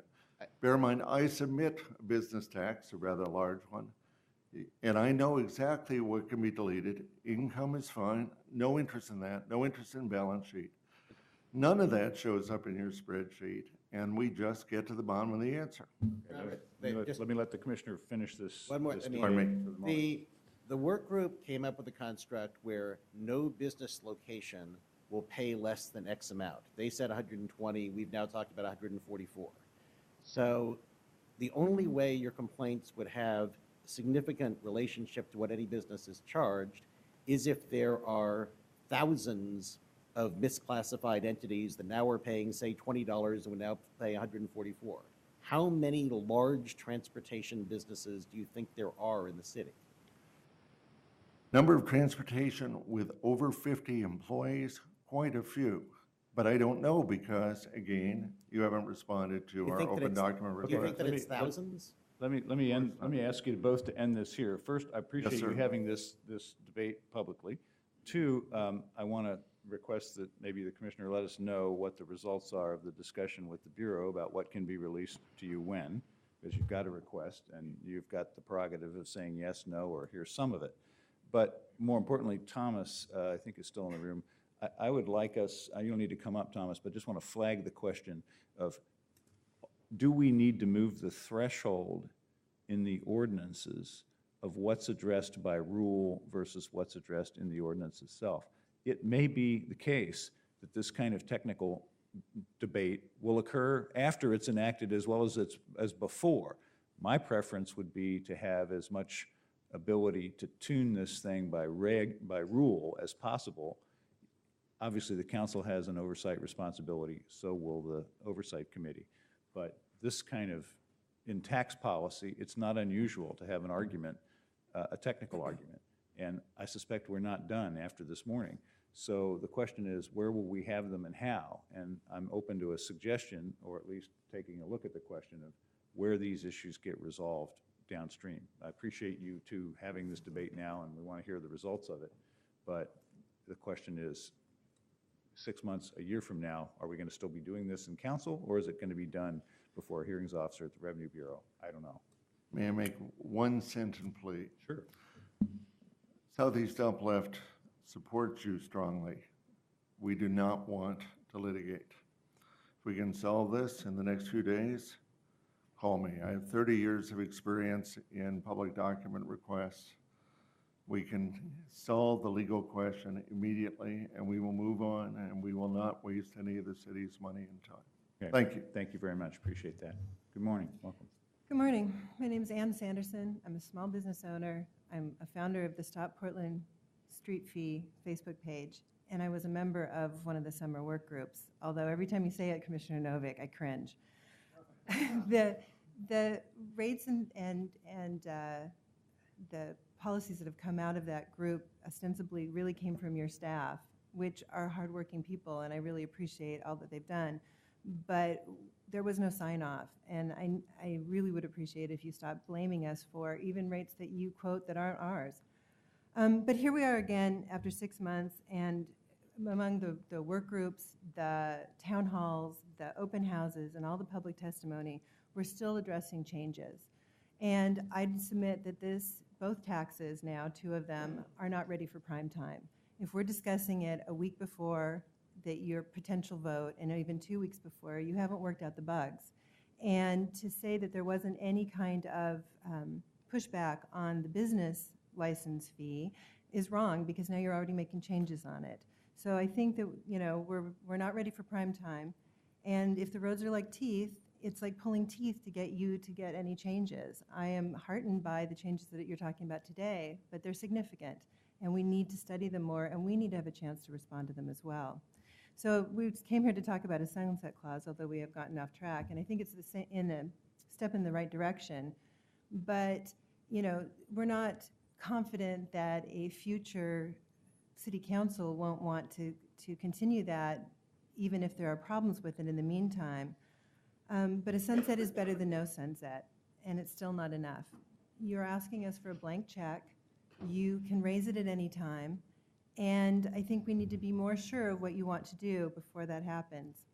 So before you take the money from us, I think we need to talk about the criteria that you're using, because a survey to decide that it's 50-50 or between residents and businesses, or that it's this amount of money because a survey said, it's not good enough. We need to use some common sense to determine what really a good plan would be. And some of the things we need to talk about, the sunset, finally, thank you for that, but also any plan needs to have lower administrative costs. A 25% administrative cost is just not enough. One of the things that did actually organically come from the work group that I was on was skin in the game. We talked about that phrase as a way to have more general fund dollars, not PBOT dollars, but general fund dollars going into PBOT in a ratio that would actually mean something. You guys decide what's a priority, and if you are saying that this is a priority to you, then you need to show us. So finally, I'm going to say about a vote on this. I think that there's been a lot of anger and a lot of concern from citizens everywhere. Every day someone comes up to me and thanks me for putting up and pushing back on this issue. And I think to heal the rift that you've caused by how you've mismanaged this for the last 6 months, you need to ask us for the money and not just take it. We're here to work with you. Thank you very much. Good morning. Good morning. My name is Lightning. I represent Lightning Humanitarian Lab. On the sunset clause, as I stated at the last meeting, I'd like to see that at 3 years. I don't think going out farther is necessary at this time. Again, what I suggested is do more of a step-up plan on this whole proposal. And what I wanted originally, as I stated last week, was $25 million for year 1, $35 million year 2, and $45 million year 3. Again, that begins the process forward. We know we need costs for transportation, so we know what we're fixed at, and we set a cap. Now, these other suggestions, again, on the gas tax, I wanted that to be more of an incentive to you to try to push that through. If you want to hit your $47 million per year, you go out there and get that gas tax approved, and you calculate that from $25 million to $47 million. That's your incentive each year to get that done.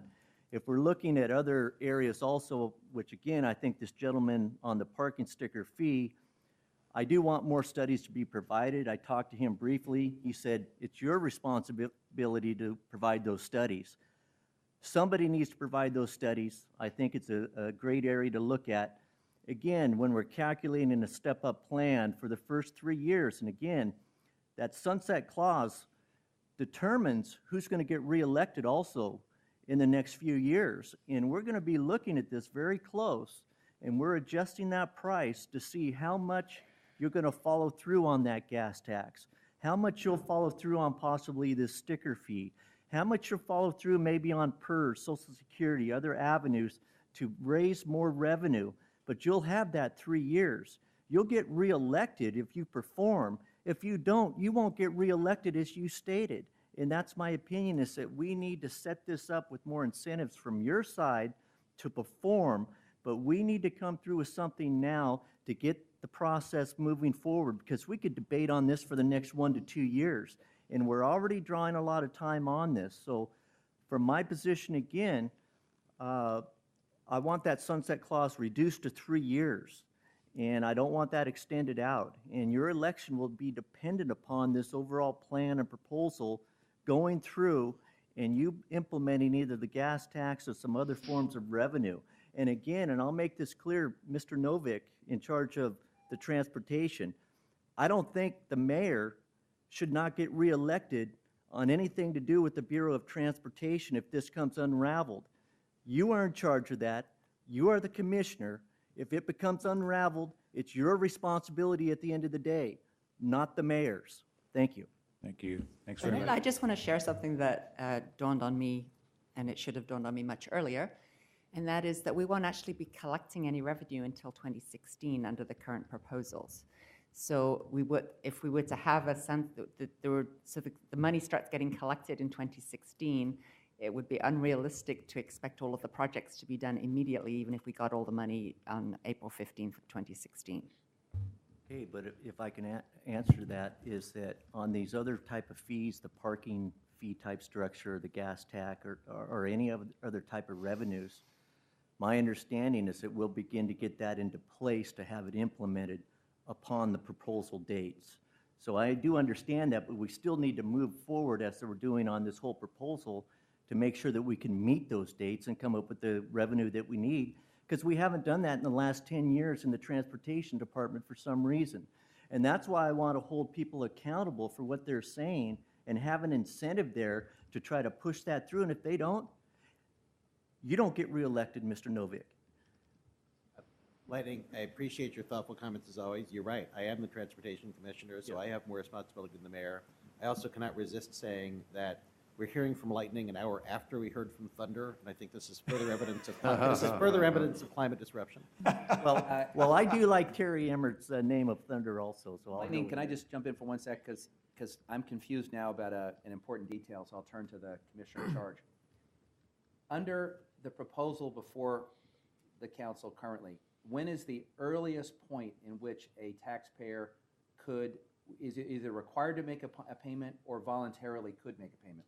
I'm required to make a payment is April 15th, 2016. However, revenue is going to work assiduously to try to set something up so that people can make earlier payments as quickly as possible. Sort of like withholding. Right. And when is the earliest that would trigger? Thomas, what's your best guess? Thomas, why don't you come to the mic so that. Thank you all very much. Give Thomas a chance to follow up here.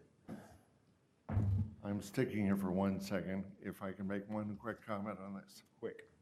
Go ahead. Yeah, so briefly, it will take some time to get the IT infrastructure up so that we can accept payments and properly credit them to accounts.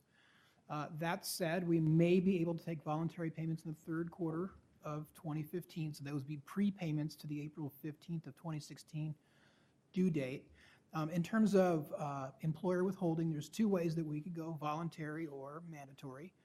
So we want to take a look at that. We did do employer withholding for the Multnomah County ITax back in 2003, 4, and 5, I think actually just the latter year or 2. So we will be looking at that, but I'm not prepared to tell you today exactly when we would have withholding up and running. Okay, but the tax year would start when? The tax year would be January 1st of 2015. If the council acts this calendar year. That's correct. So the tax year is... It would be due on April of 2016, and there may be either a voluntary or mandatory withholding requirement to be discussed. But there certainly would be a voluntary payment program, like anyone who wants to prepay their arts tax or anything else can do that, correct? That's absolutely correct. As to mandatory, I don't see mandatory for tax year 2015, maybe 2016 or 2017. We really would want to look at the impacts of that, businesses, to make sure that we're coordinating that activity and doing it in a way that's not excessively impactful. But given that Commissioner Novick has previously talked about the deductibility of some of the taxes we're talking about here, don't you anticipate that a lot of people if required to make this payment, would want to be able to choose the tax year they make the payment so they can then determine for themselves how they get the tax benefit? Yes, yeah, that's true. But, so, we're going to move as rapidly as possible to bring this up, but I can't tell you today when we would absolutely be able to take a payment. Could be the fourth quarter of 2015. One sentence to respond to Commissioner Fish and Commissioner Fritz. If we took one of the alternatives, the revenue stream occurs years earlier. The gas tax does not require the massive implementation process, and the recovery rate will be much higher. Thank you very much, Mayor. Thank you, very much. Commissioners. Thank you very much, Steve. Thanks, Rob. Okay, let's take the next three, please. Are Eric Fruits, Joe Walsh, and Charles Johnson.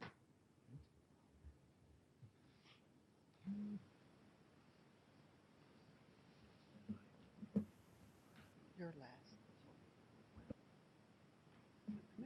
Go ahead, Mr. Fruits. Good morning. Thank you. Good morning. My name's Eric Fruits. I'm a small business owner, homeowner, sit on two boards of nonprofits here in the city. But I'm speaking for myself as a crazy dude who runs the NoStreetFee.com website. Well, let's start off. I had some prepared remarks, but there's been so many changes in the past couple hours that I had to throw them out the window.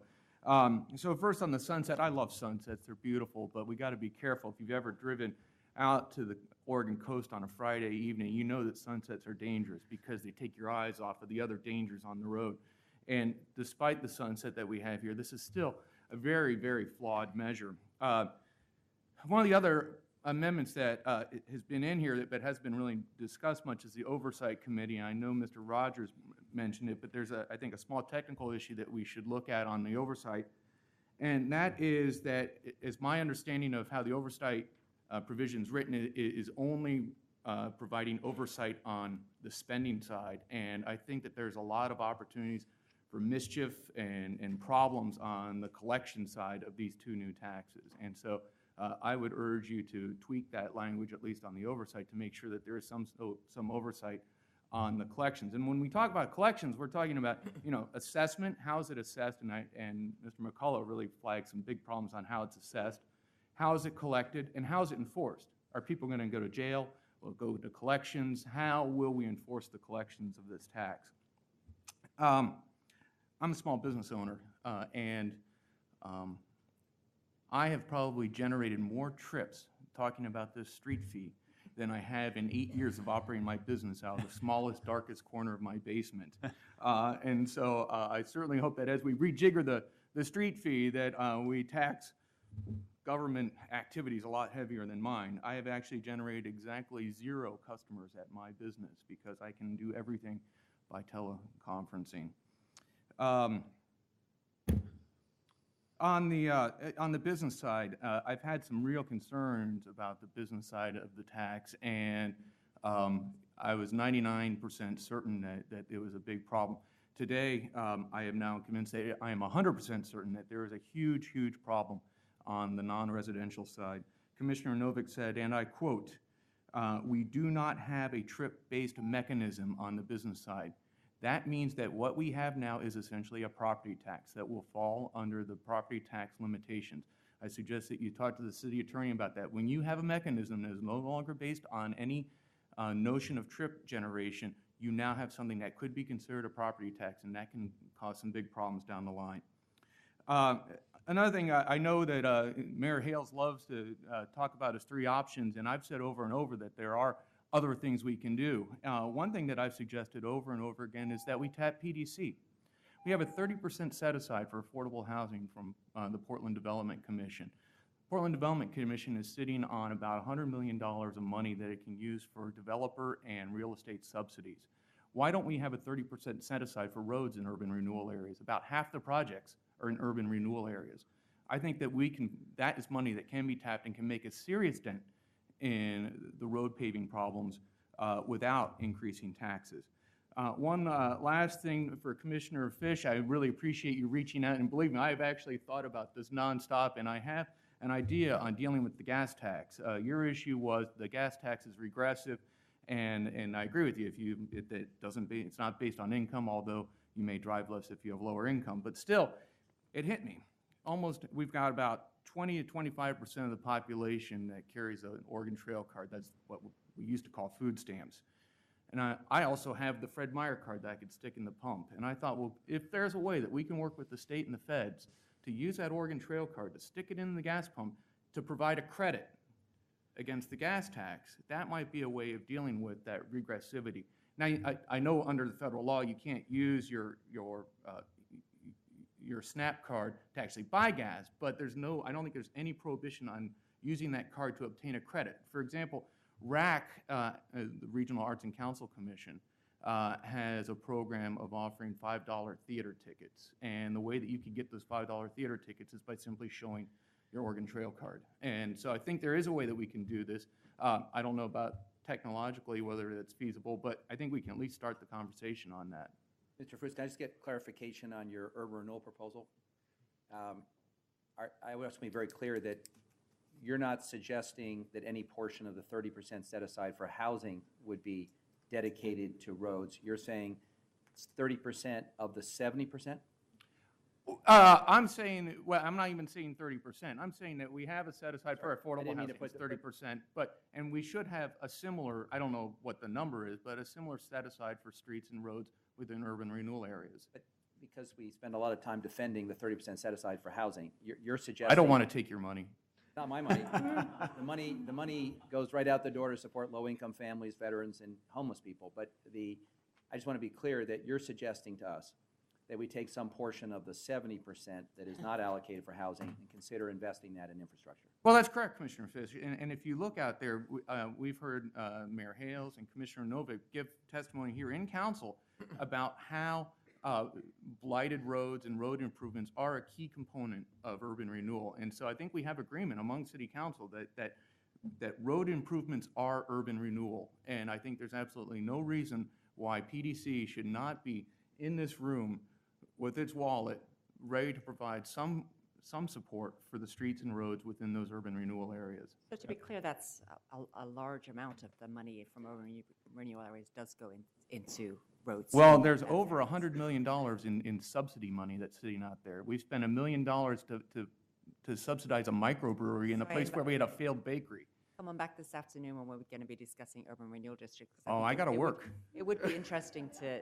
I got to generate some trips. Well, I will ask the question then as to what proportion of current urban renewal district funding goes to transportation, but my experience has been a lot of it does. Yeah, we'll check on that, but a couple clarifications, Eric. One, by state law, only 15% of the land area of the city of Portland can be in urban renewal districts. As a matter of fact, your neighborhood and my neighborhood are not in urban renewal districts. Don't remind me. So we cannot spend urban renewal money outside of those districts. I think you know that. Well, I understand that. Secondly... But if you look at the project list, half the projects are in urban renewal areas. Right. Well, actually, secondly, the state law also restricts the use of those urban renewal funds for capital expenditures, not maintenance. We can spend urban renewal money on new streets in urban renewal districts or on major street improvements in urban renewal districts like the ones on Foster Road. Oh, exactly. In the Lentz urban renewal district, or the new streets that were built in the Pearl district or the South Waterfront by urban renewal money. We can do that, and as Commissioner Fritz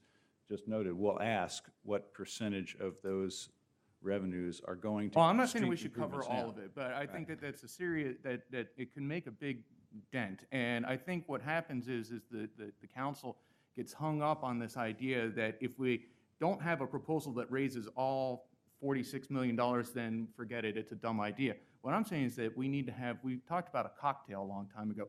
I think a big part of the cocktail, perhaps the vodka in the cocktail, could be urban renewal money. There was a long talk, I remember Fred Miller talked about transferring the streetcar operations out of Piedmont and putting in the general fund. That's gone. I don't know what happened to that discussion. No, it's not gone. It's a good idea. So we'll check on that number because it's a fair question. And what are we doing now and how much more could we do with urban renewal money that's available in those districts? The council's, and they love to spend money. Well, the council's taking action this afternoon on a package of proposals that actually reduce the number of urban renewal districts by 2 and put $1 billion of value that used to go into PDC's budget into the general revenue Exactly, you're streams. shaking loose the pockets and the change is coming out, and some of that change should end up on our roads. Well, some of it probably will, but it's going back into the general funds of the city, the county, and the school district. Not much publicized, but it's the biggest change in urban renewal in 25 years. And I appreciate that. I think it's a very good idea. And when you first proposed it, I said, wow, he's doing something right. And then you did the street fee. Win some, lose some. I Thank know. you. Well, I've been a loser more than a winner, believe me. Let's be clear, let's make sure we like ideas, but let's put numbers on them. The total value of the urban renewal money that comes back to the city over the next 16 years, under the changes we're going to contemplate, is about $16 million. Right. So One it's six. Just to start. 1/6. So over the next 16 years, it's a little under $1 million a year. Doesn't really make much of a dent in the problem, but might be part of the cocktail you're talking about. Well, that's right. And I think there's always opportunities. And, does the Pearl District really need an urban renewal area anymore? Oh, we're taking 40% of it out. I think you've made a very good suggestion. We'll check Well, on the thank you. numbers. It might be more like the vermouth rather than the vodka. But Or we'll the check. sniff of vermouth, right? But whatever. But I think, part of it is the idea of a cocktail and that we can piece together something that I think avoids having to raise taxes. Thank you. Thank you. Mr. Walsh? That was great. My name is Joe Walsh. I represent Individuals for Justice. We take the position, even though Commissioner Fritz cringes on this, is that what we want you to do is come with the package and then put it to the voters. So we see your job as doing all of this and getting all this great information that happened today. But it bothers us that you seem to be rushing all the time to do these things. And all of a sudden, 1 week before the vote, and I guess it's going to be postponed again, you have a really interesting idea about the development and how to look at that, and could we get some money, and maybe we could get some money, and you would have to look at that. So our position is that you're rushing this, you're going to do a vote, and God help you if it goes down 3-2, and you take $40 million away from the people of Portland. There's only so much money in the pot, folks, and if you keep taking it, it's going to be empty. And the voters have a right to say yes or no. And we think that we pay you to come with a package and say, Mr. Walsh, how do you like this? Yes or no? And I say yes or no. That's the way democracy works. But Commissioner Novick is afraid of that, and the mayor, you're afraid of that. That's not democracy. I don't know what that is. It's elitism, at very least, that you guys know better than 60,000 people in the city.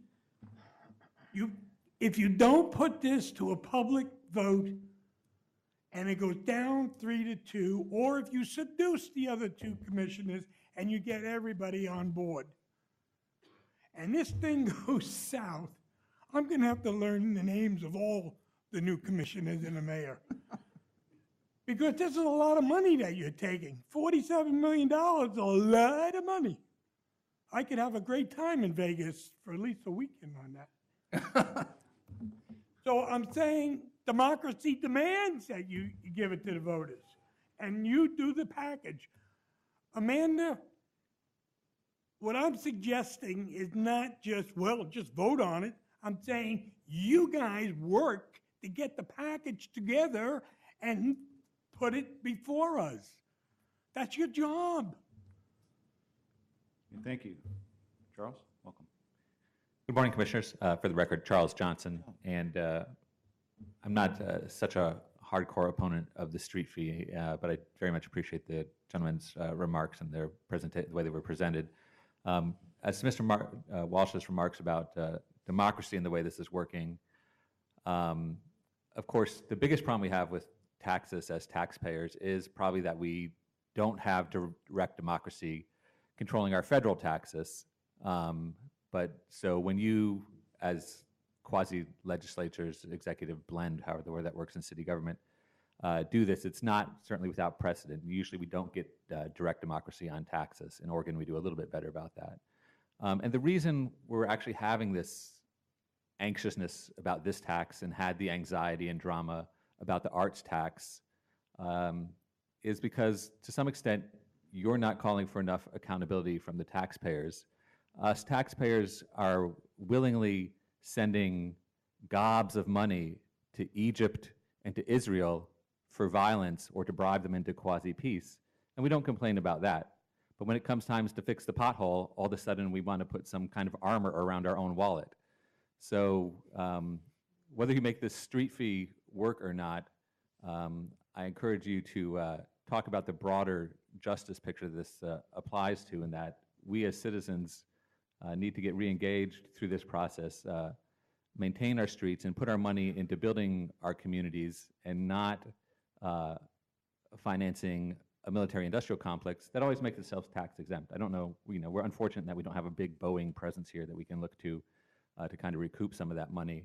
And I don't really want us to get into the drone business, but we need to pay our own way. And the real reason this might be painful for some households is because we, both you over there and us as citizens, have not stepped up and put the pressure on the federal government to not just rely on the gas tax to keep our streets in order. So I look forward to continue dialogue between the citizens and us to get the streets in good working order so we can have strong local economies and keep less of that money from leaving Oregon and going through Washington.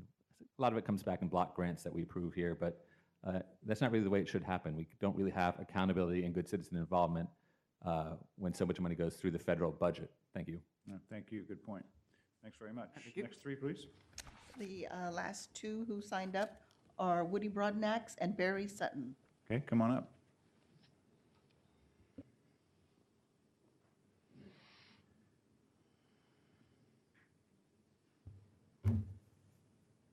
Okay. Go ahead, Barry. Hello, Mayor Hales. Barry Sutton, and I'm homeless. And I've been here a number of times wanting to talk about the street blocks in back. But we want you to talk about this issue today, if you could. So I know you got an interest in that property, and we're working on that. But we're talking about just the street fund issue today. Oh, no, this isn't for the street fund. Well, you need to just testify on that. So you need to talk with us at another time about the But property. I need to talk with you because the cold weather is setting in and we know that. people need We know a that, Mr. place Sutton. for shelter. This would be a very good place for an encampment for all of the homeless people. We are looking at that question. In fact, But no one is talking with me directly about it. This is what I ask right here of you, Mayor Hales and Mayor and Commissioner Fritz, if I could talk with you directly about this. This has worked out before at St. Patrick's Church. we know. And Let's talk. now the Let's city talk owns the after land. council. Okay. Okay. May I get a time to talk with you? Just after the meeting's over. Okay. Okay, thank you, sir. Thank you. Welcome. Good morning, Commissioners. And Mayor, I have listened to a lot of what's been said this morning, and I want to appeal to humanity in each and every one of you. I'm talking about the humanity of each and every one of you. When I hear from the very outset of this, a commissioner come out, as Nabik did, and said, we may lose our jobs behind us, and speaking about the mayor and his position, it sets up a signal to me that says that this is not correct. And it leads and feels oppressive. We look at what's going on around the United States of America. Oppression has become a fad. And that oppression is based on the fact that people are subjected to not have the ability to vote, not have the ability to completely receive all the information necessary in order to make a decisive vote. I think that when we move to the point where the mayor doesn't have to allow the people to vote, then we move to a level of oppression. We have fought oppression all of our lives as a member of the African American community, from the civil rights struggle to today. And today we are looking at another oppressive issue. because this is not only going to affect the grassroots people, but what you're looking at in Northeast Portland is a redesign of San Francisco. If you're making $150,000 to $200,000 in San Francisco, you have to be subsidized. There are people there that are on Section 8. You're talking about 2021, 2015, 2016. It goes up. It's a progressive tax. It goes up. It pushes people out of this community. And what I'm saying is that this board, the humanity in this board, has to be one that is not built on oppressing people. Now, I know each and every one of you are good people. I don't have a doubt in my mind. But I know business as usual. And business as usual can kill off any type of productive effort we have to move forward. We're sitting here consistently talking about this and talking about that and playing chess games with conversations and shell games where we're coming up with this amount of money and that amount of money to get you to buy into it. And I'm talking and appealing to the humanity in Ms. Fritz and the humanity in Mr. Fish. Don't be swayed. Stand your ground. Don't buy into this and sit back and go into closed rooms and come up with deals. You give me this, I give you that. No, that is not the process. That is oppression, and it is secretive, and it is not right. And we are looking at you. We're looking at you with a heart. We are suffering as a community.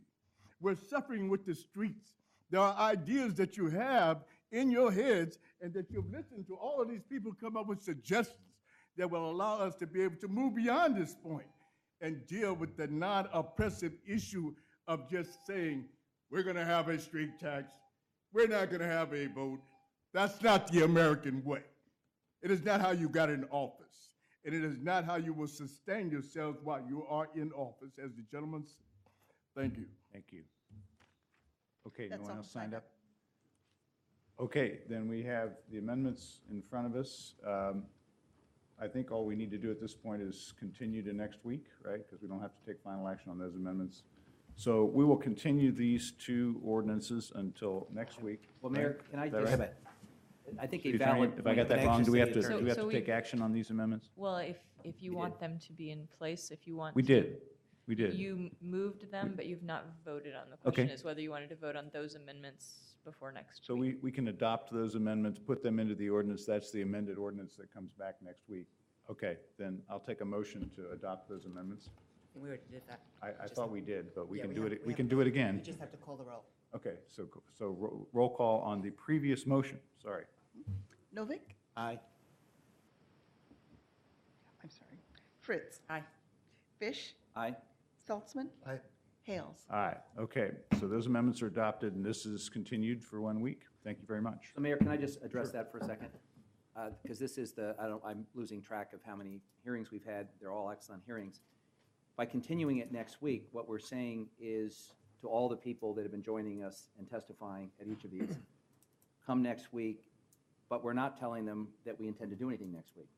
And I think at a certain point, we have to be more respectful of people's time. What would you If we- suggest? It goes back to the question I asked earlier, which is, when do you intend to bring a package to council for vote? Because if we're continuing it and simply announcing that we're continuing it again, we're at risk of inconveniencing people and also doing some violence to our agenda. So is next week going to be a vote on something, or is next week going to be a placeholder to decide Yeah, to I think, postpone for another day? let the Commissioner speak to that, but I think the plan is to either take up another amendment or not, right? I think that we are going to take up an amendment on the issue of micro businesses.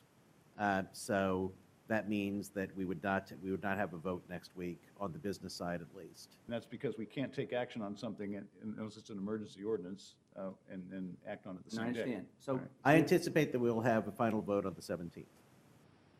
you intend to bring a package to council for vote on the 17th? Not a package, a single amendment to what's already in front of us, right? No, But based on the fact we'll have amendments, at least one amendment next week, I anticipate that we have a final vote on the 17th. Final vote on this package. Yes. And With an amendment next week? next week, you would be presenting at least one more amendment to the issue you've described about the anomaly with on the Correct. business side. And Commissioner Novick, again, just doing a little time, agenda management and time management, Is it your intention to post that amendment prior to the hearing so people can decide whether it's something they choose to come testify about? Yes. So sometime by I early hope next that, week? well, you and I have to have a conversation about it, actually. So I'm but, going I to mean, clear my afternoon. No, we have yeah. another hearing. I would say, I mean, no later than Monday, and I would hope we can have something on Friday. And it may go to Monday to get it right, so I'm not trying to pin you down, but you would then post that so people could see whether it's something they want to come and testify. Exactly. And Mayor, the hearing would be limited to that amendment? To that amendment, please, yes. Specifically? Yes. We're not opening up the whole package for next week? Nope. And then it's your intention to have a vote on the entire package on the 17th? Second reading. No, that's not what I asked Commissioner Novick. What comes Yes. to council on the 17th? That is, my intention would be to have a vote on both ordinances on the 17th. Okay, and that will be a time certain or just in the regular order of how it's filed? Yeah, we've got about 20 times certain on the 17th. I think it's in the regular calendar because it's the second reading. Yeah. No, 17th, I'm bringing my sleeping bag and toothbrush on the 17th. But And for just about every other meeting this month, yes. Thank you. And I would like to just flag another issue that I've asked Commissioner Novick to look into, and he's doing so. One of the issues that was raised in testimony on the residential side was the fact that if it's within the brackets, there's some disparity in terms of a fixed amount. So from the bottom of the bracket to the top of the bracket, there's a different percentage allocation, which goes against our desire to make it progressive. So what I've asked Commissioner Novick to do is to look into percentages rather than a fixed dollar amount, still at the same approximate levels. And so his staff will continue to work on that, so it's possible that there may be an amendment on that next week. So I'm puzzled how, and I'm looking at our city attorney, although I can't see her, how could we do amendments next week and a final vote? No, the final vote was the week after. Next week's the 10th. Oh, okay, I was off a week, okay. Yeah. 10th, still have the 10th, okay. Rushing the end of the year. Yeah. Okay, so that's the plan. We will come back and consider amendments next week if they're filed and timely, and then we'll have a final vote on the 17th. Thanks very much. Okay, let's move on.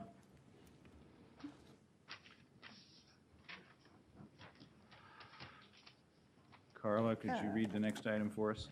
Yes, regular agenda item 1246, authorize the mayor to enter into an agreement for purchase and sale of credits with Portland Harbor Holdings II LLC in the Alder Creek Habitat Restoration Project up to a total of $2,625,000 plus escrow fees. Okay, Jan? Ms. Betts? Thank you, Mayor, Commissioners. Jan Betts with the City Attorney's Office. And just a few quick things about this ordinance. It authorizes the city to enter into an agreement with a developer who is building a habitat restoration project on the tip of Sauvie Island, the Alder Creek Project, and it's the site of a former lumber mill operation. This project has been approved by the Natural Resource Trustees for Portland Harbor as credits for natural resource damages in the Portland Harbor Superfund site. We are very pleased to have the opportunity to participate in this project, to develop, well, the project itself will develop channels for salmon habitat, upland habitat for other species, and will also eliminate the structures on the property. This is a very important opportunity for the city to participate in an early restoration project in Portland Harbor, and we are very pleased to be part of this project and also to complement the city's watershed restoration efforts in the Willamette Basin. Okay, great. Questions for our city attorney? Thanks very much. Thank you. Anyone want to speak on this item? I did not have a sign-up sheet. Okay, anyone want to speak? Roll call, please. Novick? Aye. Fritz? That's interesting. This is a hugely important issue, and yet there's nobody here to talk about it or to testify on it. But good work. I'm very glad that we're moving forward on addressing these challenging issues. Aye. Fish? I want to give a special shout out to the BES team for working diligently with others on this project. And it's a complicated issue, but this is part of our commitment to early action, and I'm pleased to vote aye. Saltzman? Aye. No, Hales? Great work. Thank you. Aye. Okay, item 1247, would you read it? And then I think we're rescheduling it. Amend accessory short-term rental regulations to allow multi-dwelling structures, multi-dwelling development, triplexes, attached duplexes, manufactured dwellings, and houseboats. Establish fee for accessory short-term rental permits in multi-dwelling structures. Okay, and as the calendar says, this item needs to be rescheduled. It's being rescheduled for second reading at 3:30 p.m. on the 18th of December. 1248.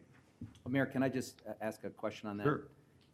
Because we learned yesterday that you've also scheduled a debate and a first reading, or excuse me, a hearing on the JTTF for 2 o'clock on that afternoon. Right.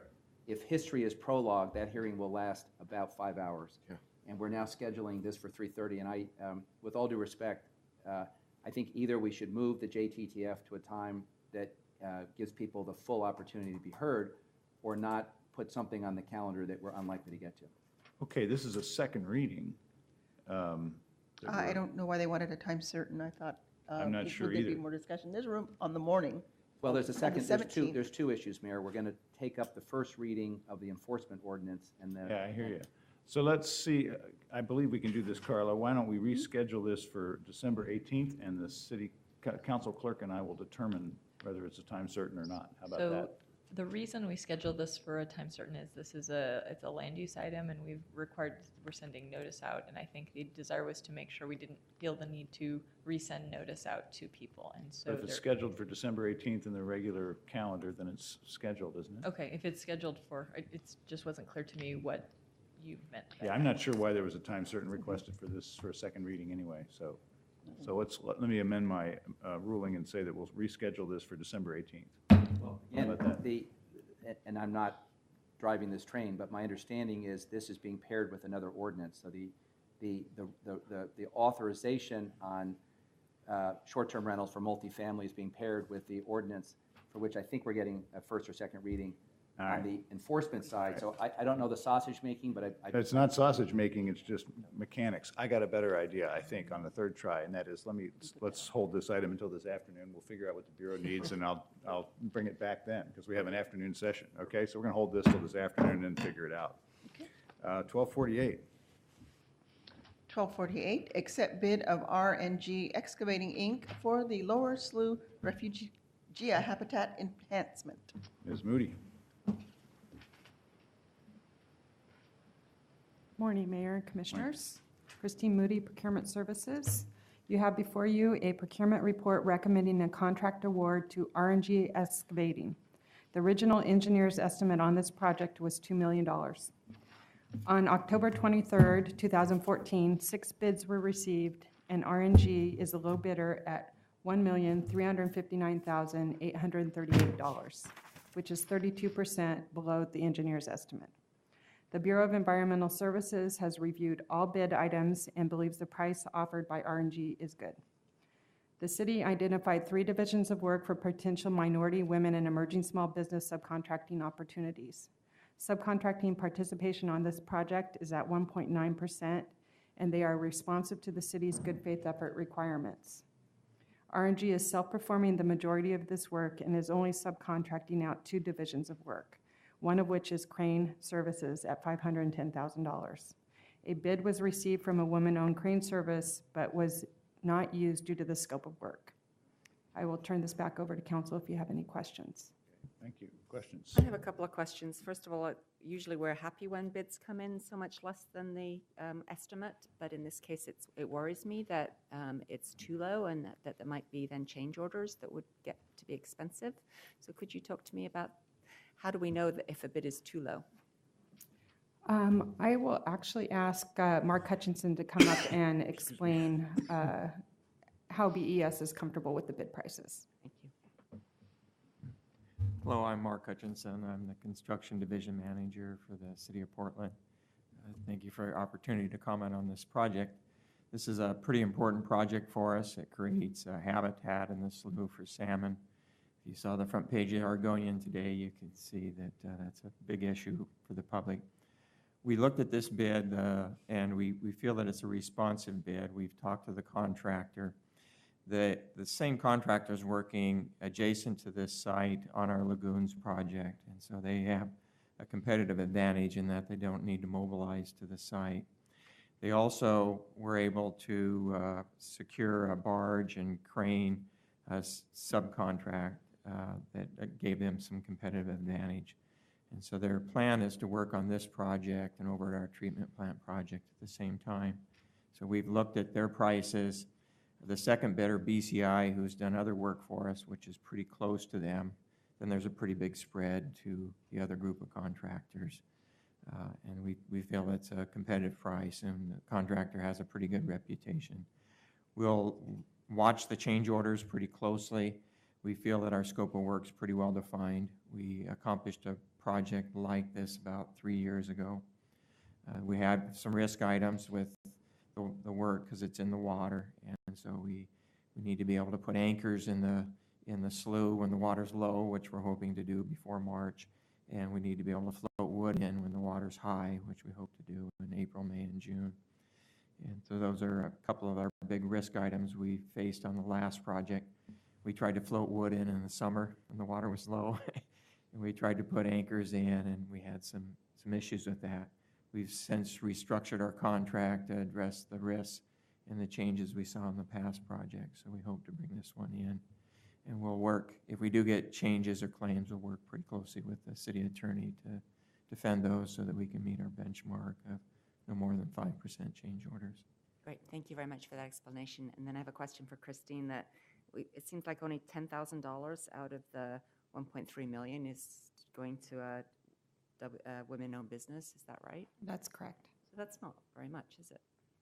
No, and like I said, they're self-performing most of the work, so they only subbed out 2 divisions, and one of which is the crane services, which is over $500,000, and that's going to a non-certified firm. Oh, so there's just one big chunk of subcontracting that's all one lump. Well, there were 2 divisions. One was for the crane service, and the other was for trucking. And the $10,000 is going, of trucking is going to the women-owned firm. Okay. The crane services for over the $510,000 is going to a non-certified firm. Thank you. Is there a certified crane firm? There was one, they put a bid in, but they could not meet the barge piece that Mark was referring to. Okay. Mark, you did a great job answering Commissioner Fritz's question specifically as to why you, in your professional judgment, believe it was a responsible bid. But would either or both of you just remind us about what are the red flags that come to us so that we get to police the concern that she raised, which is people who underbid strategically and then make it up through change orders or other things? And I think I know the answer, but I think it's instructive for us since we're watching these contracts more closely than normal as to what those red flags are and at what point they come to us. As far as the change orders, Commissioner? Yeah, to address specifically the concern she had that someone may be gaming the system by coming in with a very low bid and thinking they can make it up through change orders or other mechanisms. So our first issue is what Mark had explained. So we reviewed the bid items and make sure that the Bureau is comfortable That's with the that. professional judgment piece, and I have confidence in that piece. So what's the piece that comes to us? The piece that comes to you is change orders over 25% of the original contract value would come to City Council for review. In addition to that, we have just issued our open contract report that is coming to Council on a quarterly basis that will be flagging any construction projects that are in a change order status between anything from 0% on up. And that is also posted on our website. That's available for the public as well. And that would be useful particularly if a specific contractor had a history of lowballs and change orders, and you could track that. Those could be tracked, yes. Thank you. Other questions? Thank you both very much. Does anyone want to speak on this item? If not, then I need a motion to adopt the report. So moved. Second. Roll call, please. Novick, Aye. Fritz, Thank you for the explanation. Aye. Fish, Mark and Christine, thank you for the presentations and the transparency that you've brought to these discussions. Aye. Saltzman, Aye. Hales. Aye. Okay, next item. 1249, establish a binding city policy that the City of Portland shall not allocate less resources for street maintenance than in the current fiscal year. As mentioned earlier, because this policy is now contained in the amendments that the council adopted earlier, I'm referring this item back to Commissioner Novick's office. 1250. Accept and appropriate the fiscal year 2014 Urban Areas Security Initiative Grant in the amount of $846,598 from the Department of Homeland Security to enhance emergency preparedness through planning, training, and equipping emergency responders. Commissioner Novick. Colleagues, the Department of Homeland Security provides financial assistance to selected urban areas through their Urban Areas Security Initiative, or UASI, grant program. Portland, in conjunction with regional partners, applied for financial assistance to address the unique equipment, training, planning, exercise, and operational needs of this large urban area. Existing PBEM staff will administer, monitor, and perform oversight, as with past UASI funding. And before I hand this over to Denise and Shelley from PBEM, I want to take this opportunity to thank Senators Ron Wyden and Jeff Merkley for the hard work they did to ensure that Congress did not oppose an arbitrary limit on the number of cities eligible for this funding, which was essential to our actually achieving this funding. Denise? Great. I mean, we would just like to add that this would be the 11th time that the City of Portland has received a grant of this nature, this UASI grant, which still contributes to important work in the region for preparedness. Great. As we heard yesterday from our federal lobbying council, we have to keep making the case for Portland to be in the cohort that gets this funding, so more work to do. Okay, any other questions? Anything you wanted to add? No. Okay. What do we do with this money?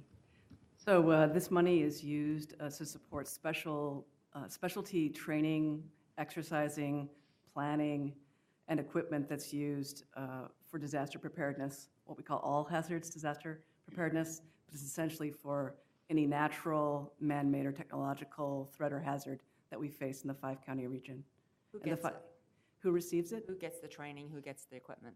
It ranges from police departments, fire departments, public works, emergency management, public health. There's a whole host of disciplines that are involved.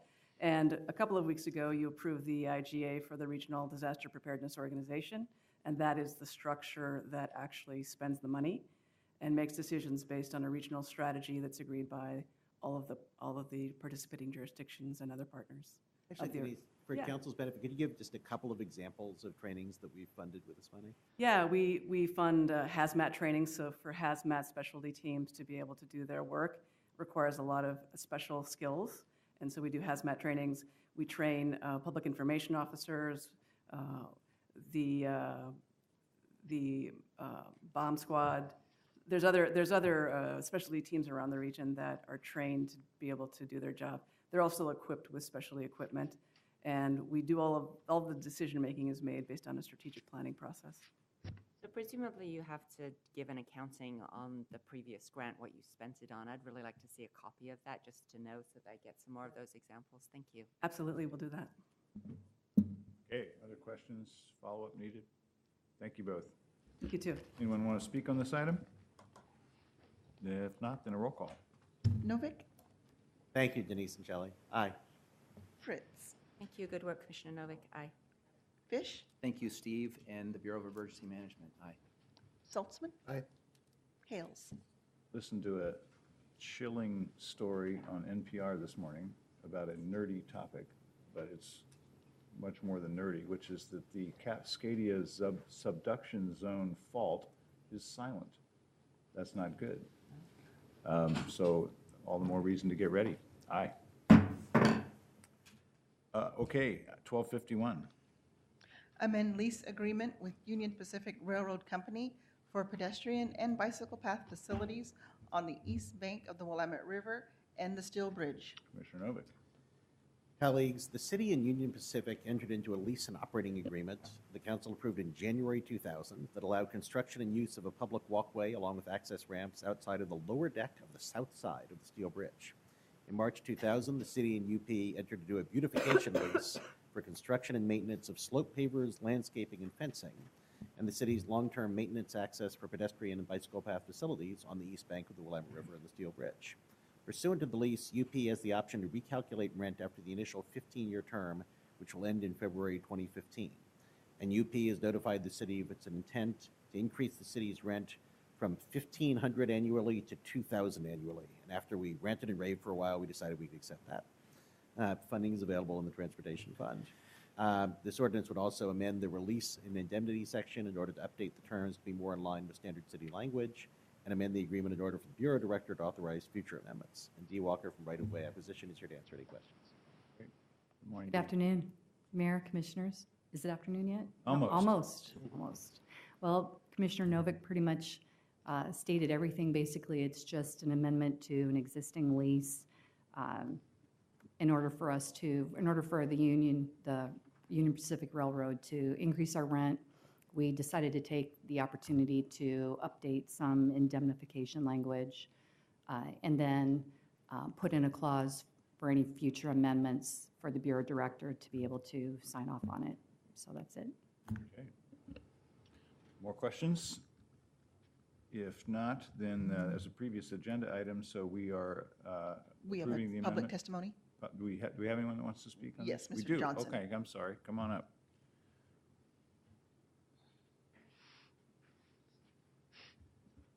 Mr. Johnson, you think they should have driven a harder bargain than $2,000 a year for the consideration here? Absolutely. Unfortunately, in the scope of the overall budgets of both these entities, which people have varying public sentiments about, Union Pacific and the City of Portland, this is a small dollar amount, but I do think it's a chance for us as a public to say that the Union Pacific Railroad does not have very much public outreach images. They have that little sign, and so I think that if the Union Pacific Railroad is going to collect this $2,000, even though we're not attaching any strings, it should go back into their public outreach, public engagement, and charitable activities within the City of Portland. I think they can step it up. Although really, it's unfortunate that some of our high-flying corporations or big dollar contributors are, perhaps they're quiet charity donors, but we never really hear very much from ESCO and Siltronic, which have, with some people, an image problem. So I hope that the Union Pacific Railroad, when they receive this money, will say thank you and talk about how they're reinvesting it and improving our community. Thank you very much. Do you have anything you need to clarify? I just want to add one thing to that. The rent has not gone up for 15 years. It's been $1,500 a year for 15 years. So the fact that it's going up $500 to me is not unreasonable. Okay, thank you. All right, then we should take action on the amendment, right? Or is it, does it get carried over? It is not an emergency ordinance, so we're just going to carry it over for a week. I'll do that, and I'll note that $2,000 is actually probably cheap compared to what it costs to get this agreement in the first place. As I recall, it took our previous city engineer, a guy named Vic Rhodes, 6 trips to Omaha to ever negotiate this in the first place. So this may be cheap compared to the original cost of getting them to work with us in the first place. It wasn't easy. They're sovereign nations. Okay, thank you. Good work. Let's move on to we got to move on to 1252.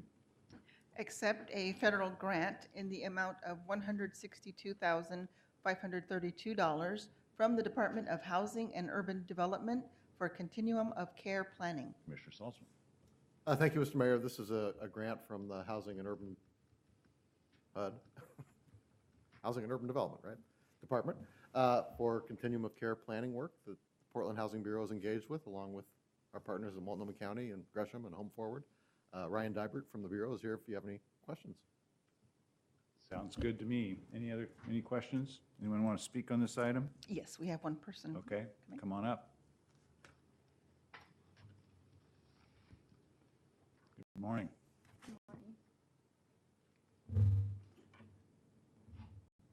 My name is Melissa Sason. I appreciate your time, giving us the time, the public, the time to be able to voice our opinions and give some insight and input into the issues that are at hand. I believe that these funds that are granted can be utilized in a better manner. If possibly, they could be monitored where the people are involved, the public, the homeless. I believe that the ethics are in question, the ethical nature. Humans are being treated worse than animals. We are not being treated well at all. The funds that are being granted to these people should be monitored to someone to be able to check on and see if the people are, in fact, getting the necessary assistance and resources that they require to help them to become effective and efficient and be able to have a stable environment and peace where that's not found in these places. These people, myself, feel forgotten and invisible. They don't feel like anyone cares. They don't feel the love. And I know that maybe there is some hope, and I'm trying to raise hope in them, because there are quite a number of people that are committing suicide at a high rate because they feel like there's no other alternative, and they do not know that their lives are very precious. I want to know, where is the love?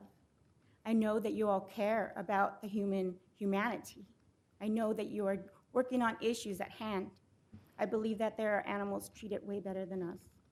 I question the fact that there are places that do get these grants that feed the homeless. But would you look at the labels on your food or the food that you feed your animals or your children? I've been into quite every single food bank and food place in this city, and none of them know what actually is contained in the food that we are eating. They could not tell us what's in it, has it been tested, or whatnot. The water, I've asked everybody about the water, and I am aware people have said that there aren't any fluoride, there isn't fluoride in the water. Now, there's more issues I've heard as well with other people stating about the cold and the rain, and it seeps into your pores. There are a number of disabled adults, which stem from the GMO and all the toxins that are in these people's bodies from the poisons that they are ingesting and continually ingesting because they are hungry. And the need is so intense, and it's required that someone please step up to the plate and make a change so that we can get the grants in place to be able to necessitate and rehabilitate these people to become effective humans, to become effective people, and to be effective brothers and sisters to work together. Thank you very much.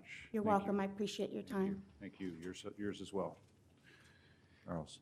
Good afternoon, Commissioners. Again, for the record, my name is Charles Johnson. I just had to come up here, and the important sentiments that Ms. Melissa brought forth, I think, need to be echoed when we talk about this buzzword phrase, continuum of care.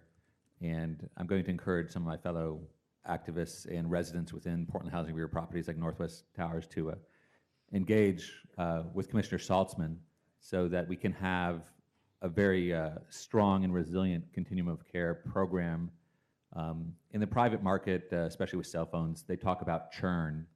And I don't know if we've ever had a study to really look at what would be considered housing churn between PHB residents and homeless people, and how many people fall through the gaps and they get involved in a high maintenance expensive situation. And even if it's not financially expensive, we don't want our neighbors in the city to go through the emotional stress and suffering of being displaced from public or subsidized housing, being on the streets for a while, and then through the waitlist process. So I know his predecessor, Commissioner Fish, and now Dan Saltzman have been very attentive to the Housing Bureau, but I think there's still room for improved dialogue and work on an excellent, using these continuum of care funds and perhaps getting more partnering with money and agencies that are involved in healthcare reform to make sure that the housing safety net gets stronger and tighter. Thank you. Thank you. Thanks very much. Anyone else? Okay, then let's take a roll call on this item. Novick? Aye. Fritz? Aye. Fish? Aye. Saltzman? Aye. Hales? It's our collective responsibility, and Commissioner Saltzman's in particular, to make sure that every grant dollar we get does as much good as it possibly can. And we appreciate the reminder of why that matters, so thank you. Aye. Okay, we have a couple items pulled off of consent that we need to return to. One is 1235. Proclaim Measure 26-159, bonds to fix playgrounds, trails, improve park facilities, safety, accessibility, enacted and in effect. Some people would say this is a routine item, but I couldn't help but pull it off and celebrate it, because I want to say once again, thank you to Commissioner Fritz and to everybody in the community that got together and allowed us to proclaim this victory. So you should never probably hold back on opportunities to say thank you to the voters when they've stepped up and helped us, and leaders who stepped up and led. So thank you.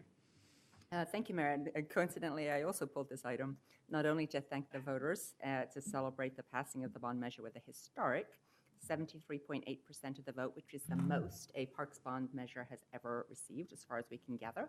So that was pretty exciting. I want to thank all of my colleagues for your support, particularly Mayor Hales and Commissioner Fish, who stepped in to do the last several weeks of the campaign for me. And there's also a more practical purpose to have this out in the public, which is to highlight the opportunities that the bond creates. Starting next year, we will be issuing the bonds, and so we will have many projects to be completed quickly. Portland Parks and Recreation is looking to hire good staff to manage projects and the bond program as a whole. Please go to portlandoregon.gov to the employment page to see, keep an eye on that to find out when those jobs are posted. You can also look on my webpage at the Coming Down the Pike tab. We have a particular link that will get you to the current week's job opportunities. And so I wanted to make sure that everybody in the community knows that those jobs will be available. There will also be many opportunities for contractors to bid on the projects. So I hope we have a good pool of proposers to work on all of the bond-funded projects. And finally, multiple opportunities for public engagement in the bond projects and on the oversight committee. So certainly a lot of folks, over 100 friends groups and the Portland Parks Foundation came together to get the bond passed. The work is only just beginning. We're not done. So we encourage everybody to participate as we work together to implement it. Thank you. Thank you very much. Well, using the awesome power of the mayor's office, I can declare that 71% of the voters that voted for something constitutes a majority, and it's passed. Good work.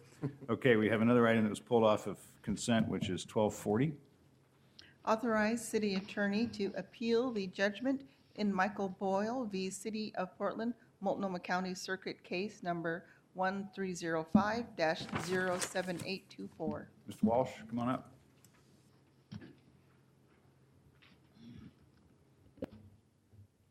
My name is Joe Walsh, for the record. I represent Individuals for Justice.